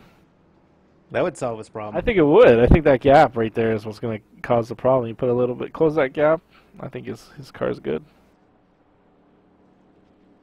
24 laps to go. We got Nelson up front. We got Calvin Allison. Ricky Goodman sitting up in 3rd place. Keith Haney 4th, and Joshua Buckley rounding out the top 5. Yeah, Jamie, now it's going to be the battle if you can beat me, because our buddy Mike's going to start walking away from us here. So yeah, and someone's got to win. Someone's got to lose, buddy. Oh, it's not over, but it's definitely looking good for you. good to see that 15 back out on the track. He's got the car all repaired. That's good. He's 2 laps down. You might get him, man. I wouldn't be surprised. Yeah, I wouldn't count him out, but I wish he was a little bit further up in the field, because with another one probably due, I'm hoping he doesn't get caught up in it. All right, looks like these guys are double file.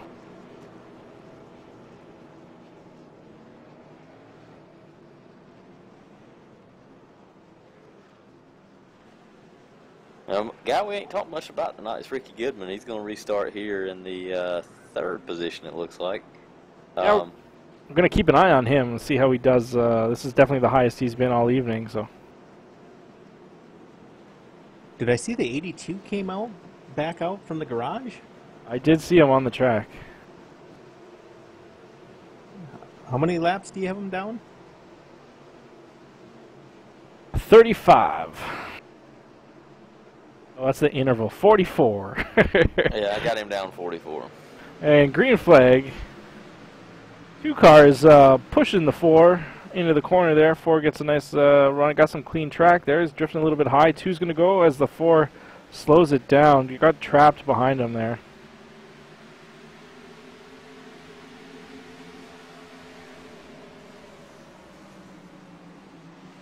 Oh, some contact. There goes Calvin. And 2's in the wall. Calvin Allison and the 2 into the wall. Uh-oh. I didn't even see that. Let's take a look. That's 2 looks a little hot-headed there. Not happy with the 28, as we can see. And, yeah, that's not going to be good either.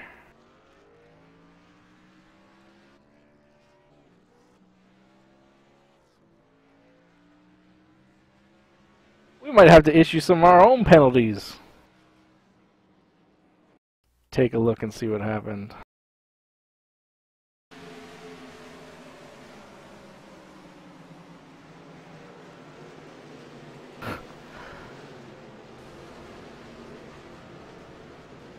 Yeah, I did hear some radio chatter there on the NAVSCAR official radio. Yeah, that's definitely not going to be good. Those 2 guys when we called to the hauler after the race for sure.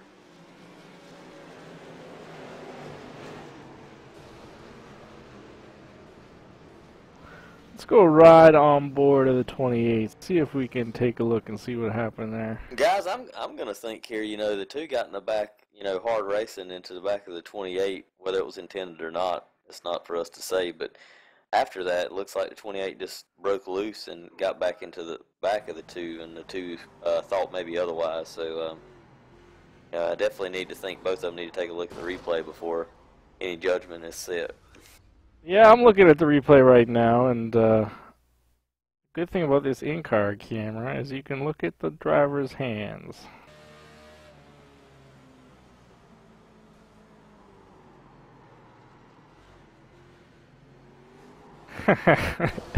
And I think they tell a pretty good story there on the 28. Well, I think he was just trying to correct the car out. It's hard to... I'm not 100% positive. Well, when he makes contact, he goes left, and... Oh, he saves the car. He saves the car. Well, you know, Let's take a look. Hold on. What Dustin had said. I'm going to see Yeah, here. I'm not making any judgments. I just think it's all entertaining. Well, guys, looks like the 2 had a quick repair to save. He was smart that he saved it there. Wow. Definitely thought, oh, he was And done back for the out. night.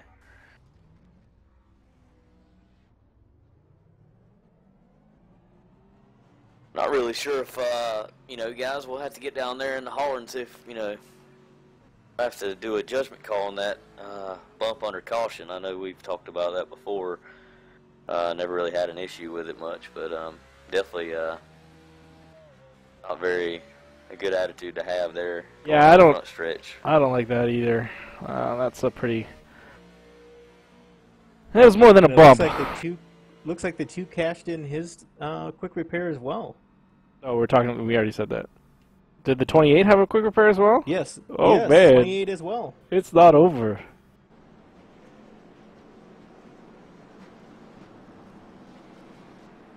$18 laps to go. Yeah, we're definitely going to have to bring these boys into the hauler and give them a little talking to. Did Fershing Jr. get a lap back? Was he the lucky dog? I have him 1 lap down, so it looks as though he did.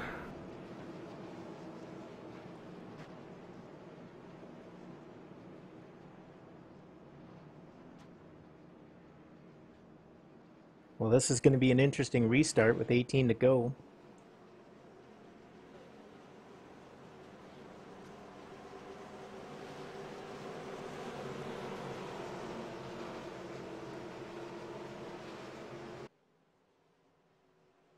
Yeah, it seems to be. I was talking to a couple of the drivers up there on pit road. Definitely after the caution came out, the contact we saw on the front stretch was looks like he was aggravated, but didn't intentionally hit him. Supposedly, 28 hit the brakes because I guess his engine was blown. So they're trying to straighten that up. Head seemed to be kind of cool, so we'll get back here racing and see how this race ends up. And the 28 brings it back into the pits.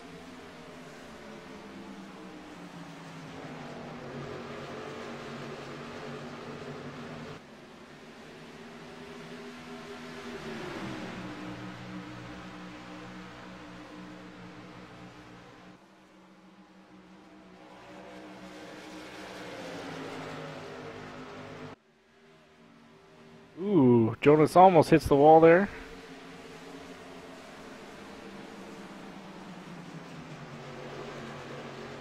$15 laps to go. Nelson Rivera pulling away a little bit on the leaders. Keith Haney second place. Jonas Hankins right now in third. Josh Buckley up to sixth. John Fershing is the first car a lap down. Needs that caution to come out rather soon if he's going to want to have any time left to do anything. Oh, there's that caution. There it is. Anybody see what happened there?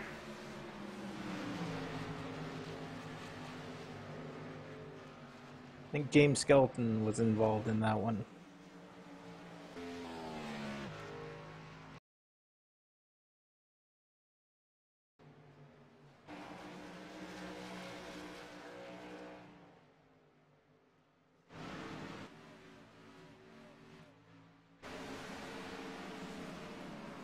Actually, it looks like the 8 of Brent Rogers and Jeff File get into each other, and as a result, Jeff File goes up into the wall.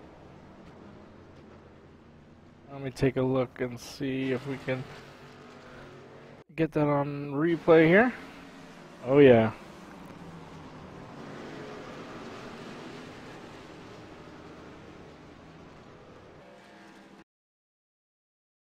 You know that, but that's what happens, guys. You know, I mean, it gets down to these last laps, and everybody's fighting for position, and nobody's given. You know, that time is gone. So we'll get them cleared up and get ready to go green again. Get that 15 back on the lead lap. See if we can get some positions.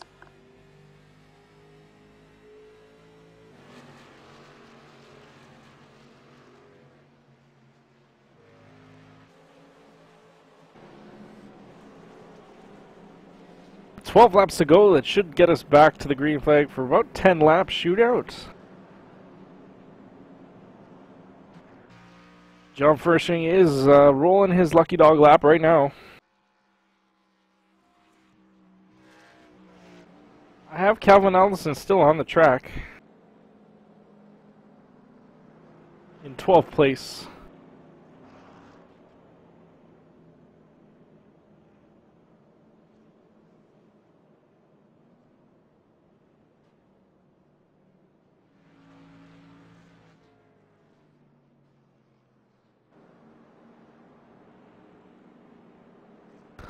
Ricky Goodman is in the chat. That means he's out of the car.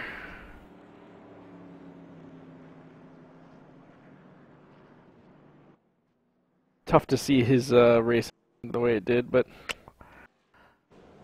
it's like we got a couple good drivers in the pits, in their haulers, watching this race.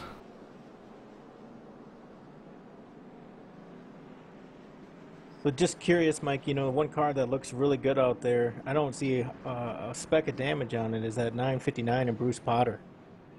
Is driving that Ford Fusion that looks like a pretty sharp car, you know, currently running 10th. You know, I wonder if he's got anything for him. Yeah, for sure. I think that car does look pretty spectacular considering where we are in the race. I think it's anybody's race in the top 15. I think, honestly, you're on the lead lap. I think you got a shot at it. Good point.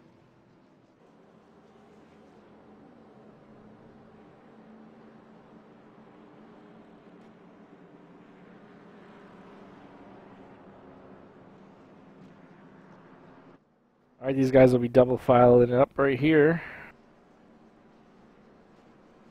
Lights go off the pace car. One more lap, we get back going green. Looks like top 5. We got Nelson Rivera, Keith Haney, Jonas Hankins, Chris Sharp, and Trent Potter. Rounding out the next 5 is Joshua Buckley in 6th, Craig Sykes 7th, Jordan Beck 8th, Brent Rogers in 9th, and Bruce Potter in 10th place. It's going to get hairy, man. I think, you know, if we thought they were being aggressive before. Yeah, we're going to see it now, so there's no doubt about it.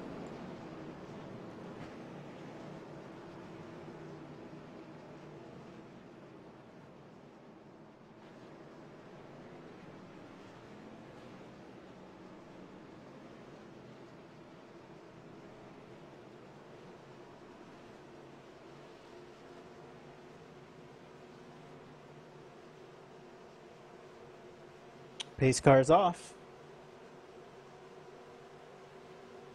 Green flag.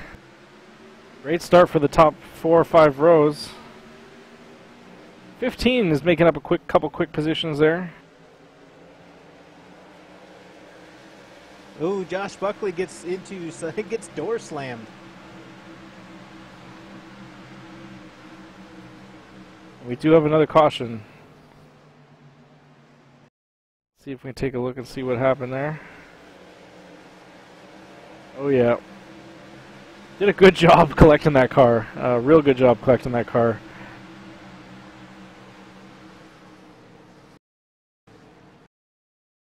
See if we can ride, I believe, on the 90, or it was the Trent Potter and the 987.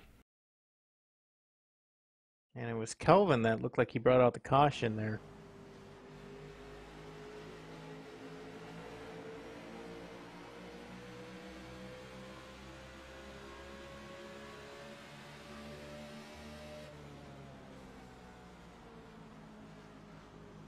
I may have got that wrong. Let's take a look and see what Kelvin involvement had there.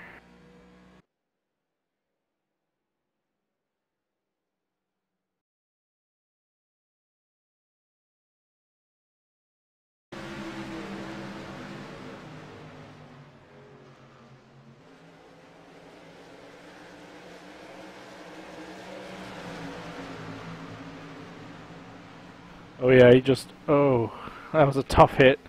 Looks like he was avoiding and just lost it avoiding the wreck. Got some pretty bad damage on the back of that car. That's gonna finish his night, I think.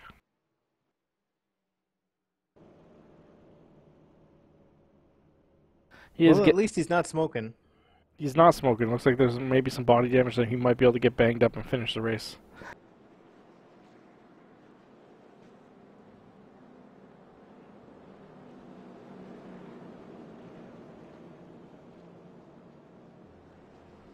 Seven laps to go. I think this will be the last run here, regardless.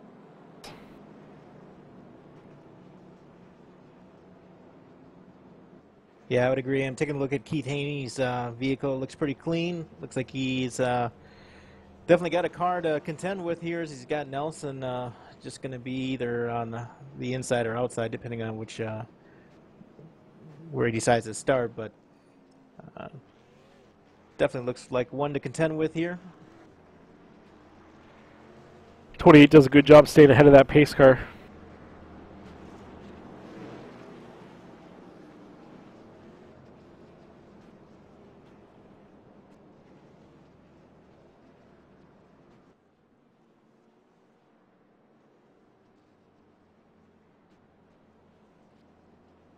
Well, guys, we've talked about the importance of what we thought having a diverse field and guys, any guy being able to win on any night. You know, as we look at get ready to go in this restart, in the top four, not one of these guys have won a race this year. So we gotta hopefully see. We'll see our fifth different winner tonight, and it could be any one of these guys. Yeah, I think that speaks to the talent of the field, man. I think we got a lot of great drivers here. Some of them run, you know, red light. Some of them run here. I think having these guys on the track every week, it's always an interesting watch, man. I think these guys do a great job. So I love the fact that we have a ton of different winners, man. I think that it just shows that no one is dominating. I think everyone is pretty challenged by everybody else.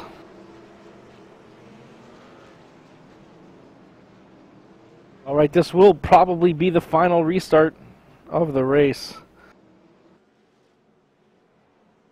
See how these guys do.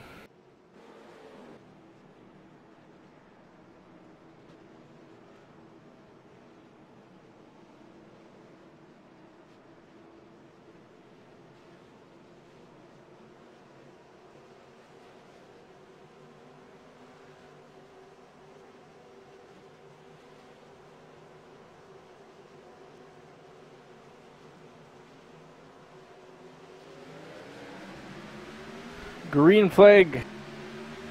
Keith Haney gets a heck of a start. That's a crazy start.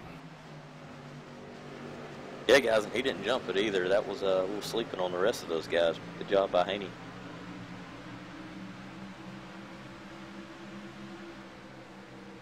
Two or three wide there going into that turn. Josh is pushing him up the track there. Trying to get every inch of track. Jonas was able to keep off him, though.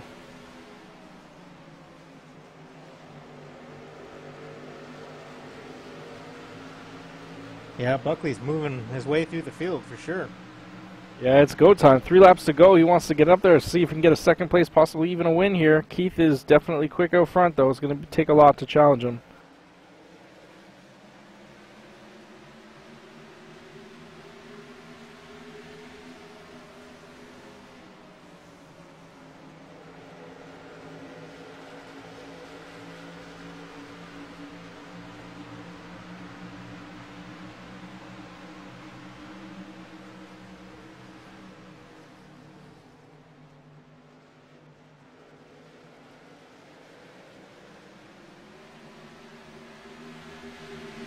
Yeah, Buckley's using the whole track wherever he can find an advantage.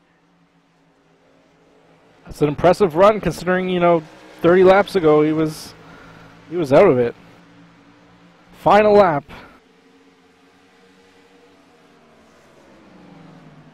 .387 is going to challenge him here. It doesn't look like he's going to get it done. Haney crosses the finish, first place. Race for second. Chris Sharp, Joshua Buckley in third. That rounds out our top three. Pretty crazy finish there. Yeah, that was pretty intense.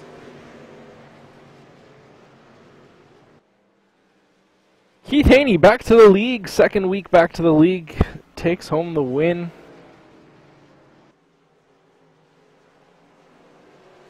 Getting a little bit of a nudge there. Congratulations from the O2, or the 2.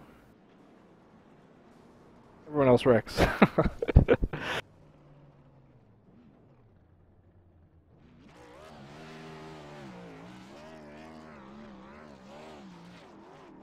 Let's take a look at our standings.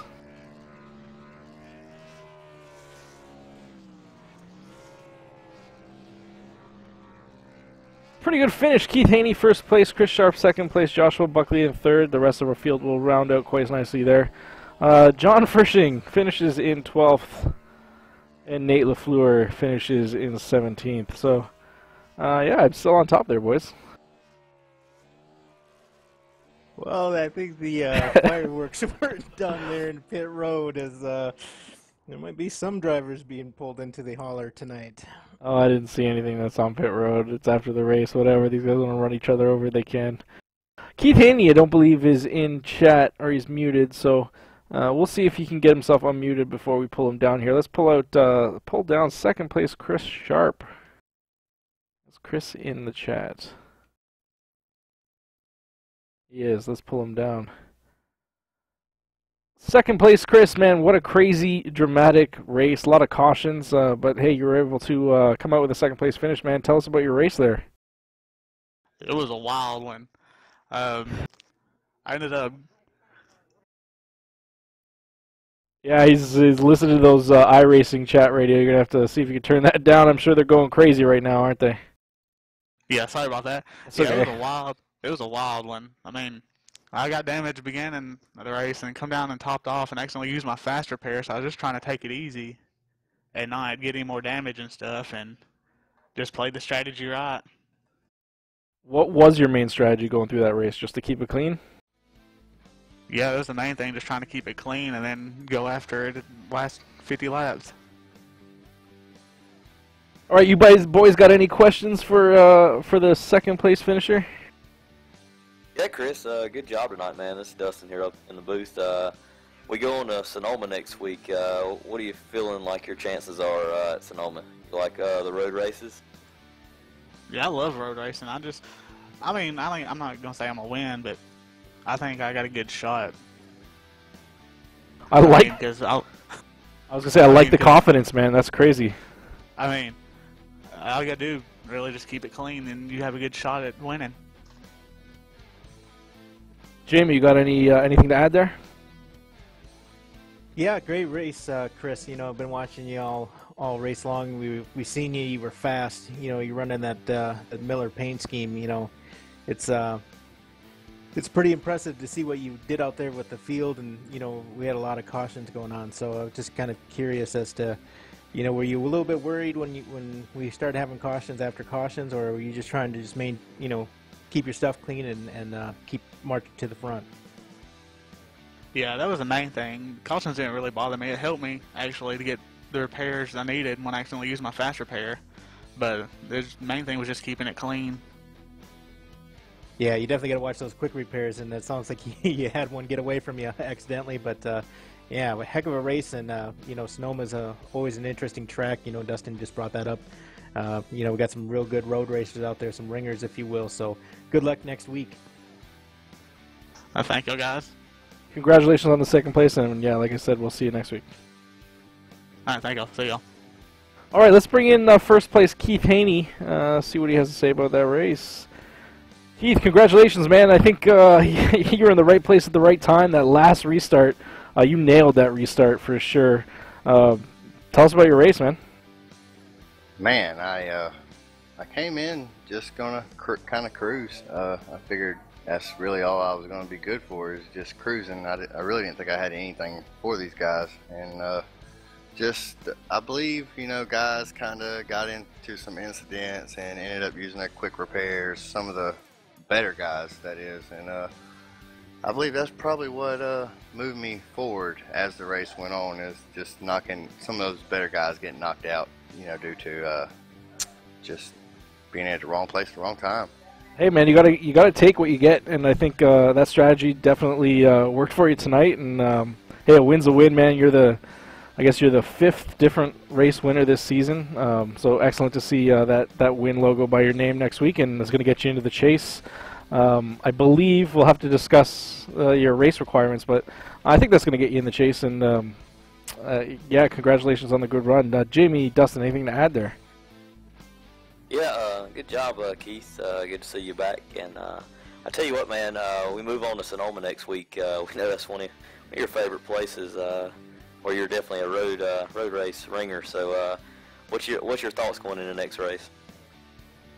I am looking forward to the next race. That is no doubt.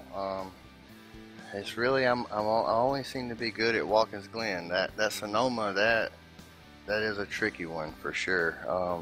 So I'm looking forward to it.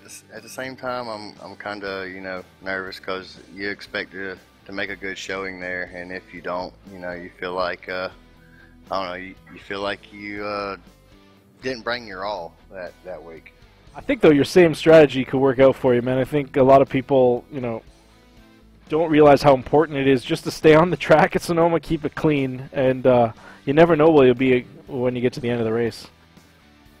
Yes, sir. And to add to what Dustin said, I'm glad to be back with you guys. I have a blast with you guys, and Daniel and Dad, we all have a really good time with you guys. Daniel and Dad, they got caught up in some mess tonight, so I don't think they was able to finish. But man, we definitely look forward to every Wednesday racing with you guys. Awesome. Well, it's good to see you guys back, and I don't think that there was a car on the track tonight that didn't get caught up in something. So everyone's got a little bit of paint rubbing. I think that's just the nature of this track, long race, and I'm sure these guys will get calmed down for next week at Sonoma. Very true. I'll see you guys next Wednesday. Have a good one. Yes, sir. You too. All right, so the time comes that we get to bring down the 2 of Joshua Buckley. You guys ready for this? Yes. All right, Josh Buckley, 3rd place finish, buddy. Interesting race, crazy all around, but you were able to battle back after that last racing incident and finish 3rd. Thank you for that. You were my choice, and once again, you come through for me, man. How was that race? Crazy. I mean, any kind of emotion you can have, really. Yeah, it looked like there was some door slamming going on out there. It was a little bit of everything, but we were monitoring your car all evening long. You had some damage. You actually had some hole in the hood. Was that affecting your car at all? I know I had some damage early just from getting into someone, not really meaning to. I thought I got it repaired. It felt fine, like nothing was really wrong with it. I was able to gain back up and then fall back from speeding penalties and things like that. But overall, I didn't really notice it. The only time that I really noticed I had pretty severe damage is when I got into it with the 28 there. Yeah, we noticed though, like with that damage, we noticed that damage didn't get repaired. There was just it was like your hood wasn't level and there was a bit of a hole, and it didn't look like it affected the car. But I tell you what, as soon as you got out front, you were not able to keep pushing. You seemed like when you were out front with the damage, you had about 2 or 3 guys behind you that seemed just a little bit quicker, and we thought maybe that it was the damaged car, because we figured you had a perfect car, you'd be gaining. Yeah, that would actually make a little sense, because I from where I was sitting, I really couldn't notice the damage on the nose. I thought it was repaired by the pit crew. They did a good job getting to where it was, because I thought it was going to take longer. But I mean, that makes sense. I didn't notice it, but that would definitely make sense, because once I got out front, kind of felt like I hit this wall, and I was just kind of staying with everybody else. I'm like, no. Yeah, well, it's definitely a good race. I don't know, Dustin, you got anything for Josh this evening? Yeah, good job on maintaining all the craziness that happened out there tonight. But you you were fighting hard, and I knew you were hungry. Couldn't quite get that win that you're looking for this season, but we still got 2 races to go. Going into Sonoma next week, I've asked the rest of these guys, how do you feel about Sonoma, and how do you feel about your chances as these races are winding down to make the chase here? Well, one thing, you know, getting into the 28, I just want to apologize for that. I didn't mean to do that. It was just, he braked earlier. Going into Sonoma, I know there's a lot of guys that are going to be very good there. It's going to take me this entire week to really practice and prep for it. I'm hoping to come out with as good of a finish as we did. I think the way for me to get into the chase going forward is the finishes that we had tonight and going forward. So that's the hope. Other than that, it's just taking a lot of time in Sonoma and, you know, just being patient there, because that's really what it's going to take. Yeah, you've been pretty consistent. I'm not sure where you stand right now, but I think you're, just based on points, I assume you'll be in the chase. I don't think that there will be much. Oh, does anybody have a points where he's at? Well, let's take a look. I gotta pull it up. Where you are before this race. So before this race, you're sitting in... I gotta find you. Not so good. That's yeah, you're sitting at. You're right. You're at 18th, so you are outside looking in. But I think with this 3rd place finish, it's going to gain you some points. So you really got to concentrate next week and the week after, have some consistent racing. And hey, man, if you can bring home a win and lock your position, that'd be best. Yeah, that was the intent tonight. There's just a lot of good drivers out there that, you know, are not going to make it easy no matter what the circumstances. So, you know, we're going to take it week to week and go from there and just race hard and hopefully get our way in there. So real quick, I gotta ask. We were talking about it in the booth tonight. A change in manufacturer. What's going on with the Chevrolet and the bow tie? No, I mean Chevy, you know, is really where I lie personally. You know, just being in Team Wow, they were a lot about Ford. You know, and I had no problem running that. Just with the change of everything going on, it's nothing against them. Just felt it was best for everybody at that point. To kind of change everything up, trying to, you know, hopefully change my luck, and, you know, so far it's going well. Just hope to keep this going. Well, good deal. That kind of settles what we were talking about earlier. We were kind of wondering about the same thing about changing the luck, and it sounds like it's going to be probably a permanent change then. So good luck going forward. Yeah, I hope it keeps going, and I appreciate the you know, you guys doing this. It's a lot of fun. So. All right, Josh. Well, we'll see you next week, man. All right, see you guys. Well, that wraps up another race. It was a long one today, boys. Yeah, it was. That was a long race. I don't know about for you two, but, you know, I was kind of biting the nails a little bit there, watching the 15 go around the track. And when I seen him go around, I was like, oh, not again. But, you know, and then to collect the 81 on top of it. But, yeah, long race. I'm excited for Sonoma. Road racing always brings on a new dynamic to the broadcast. So looking forward to broadcasting it with you guys.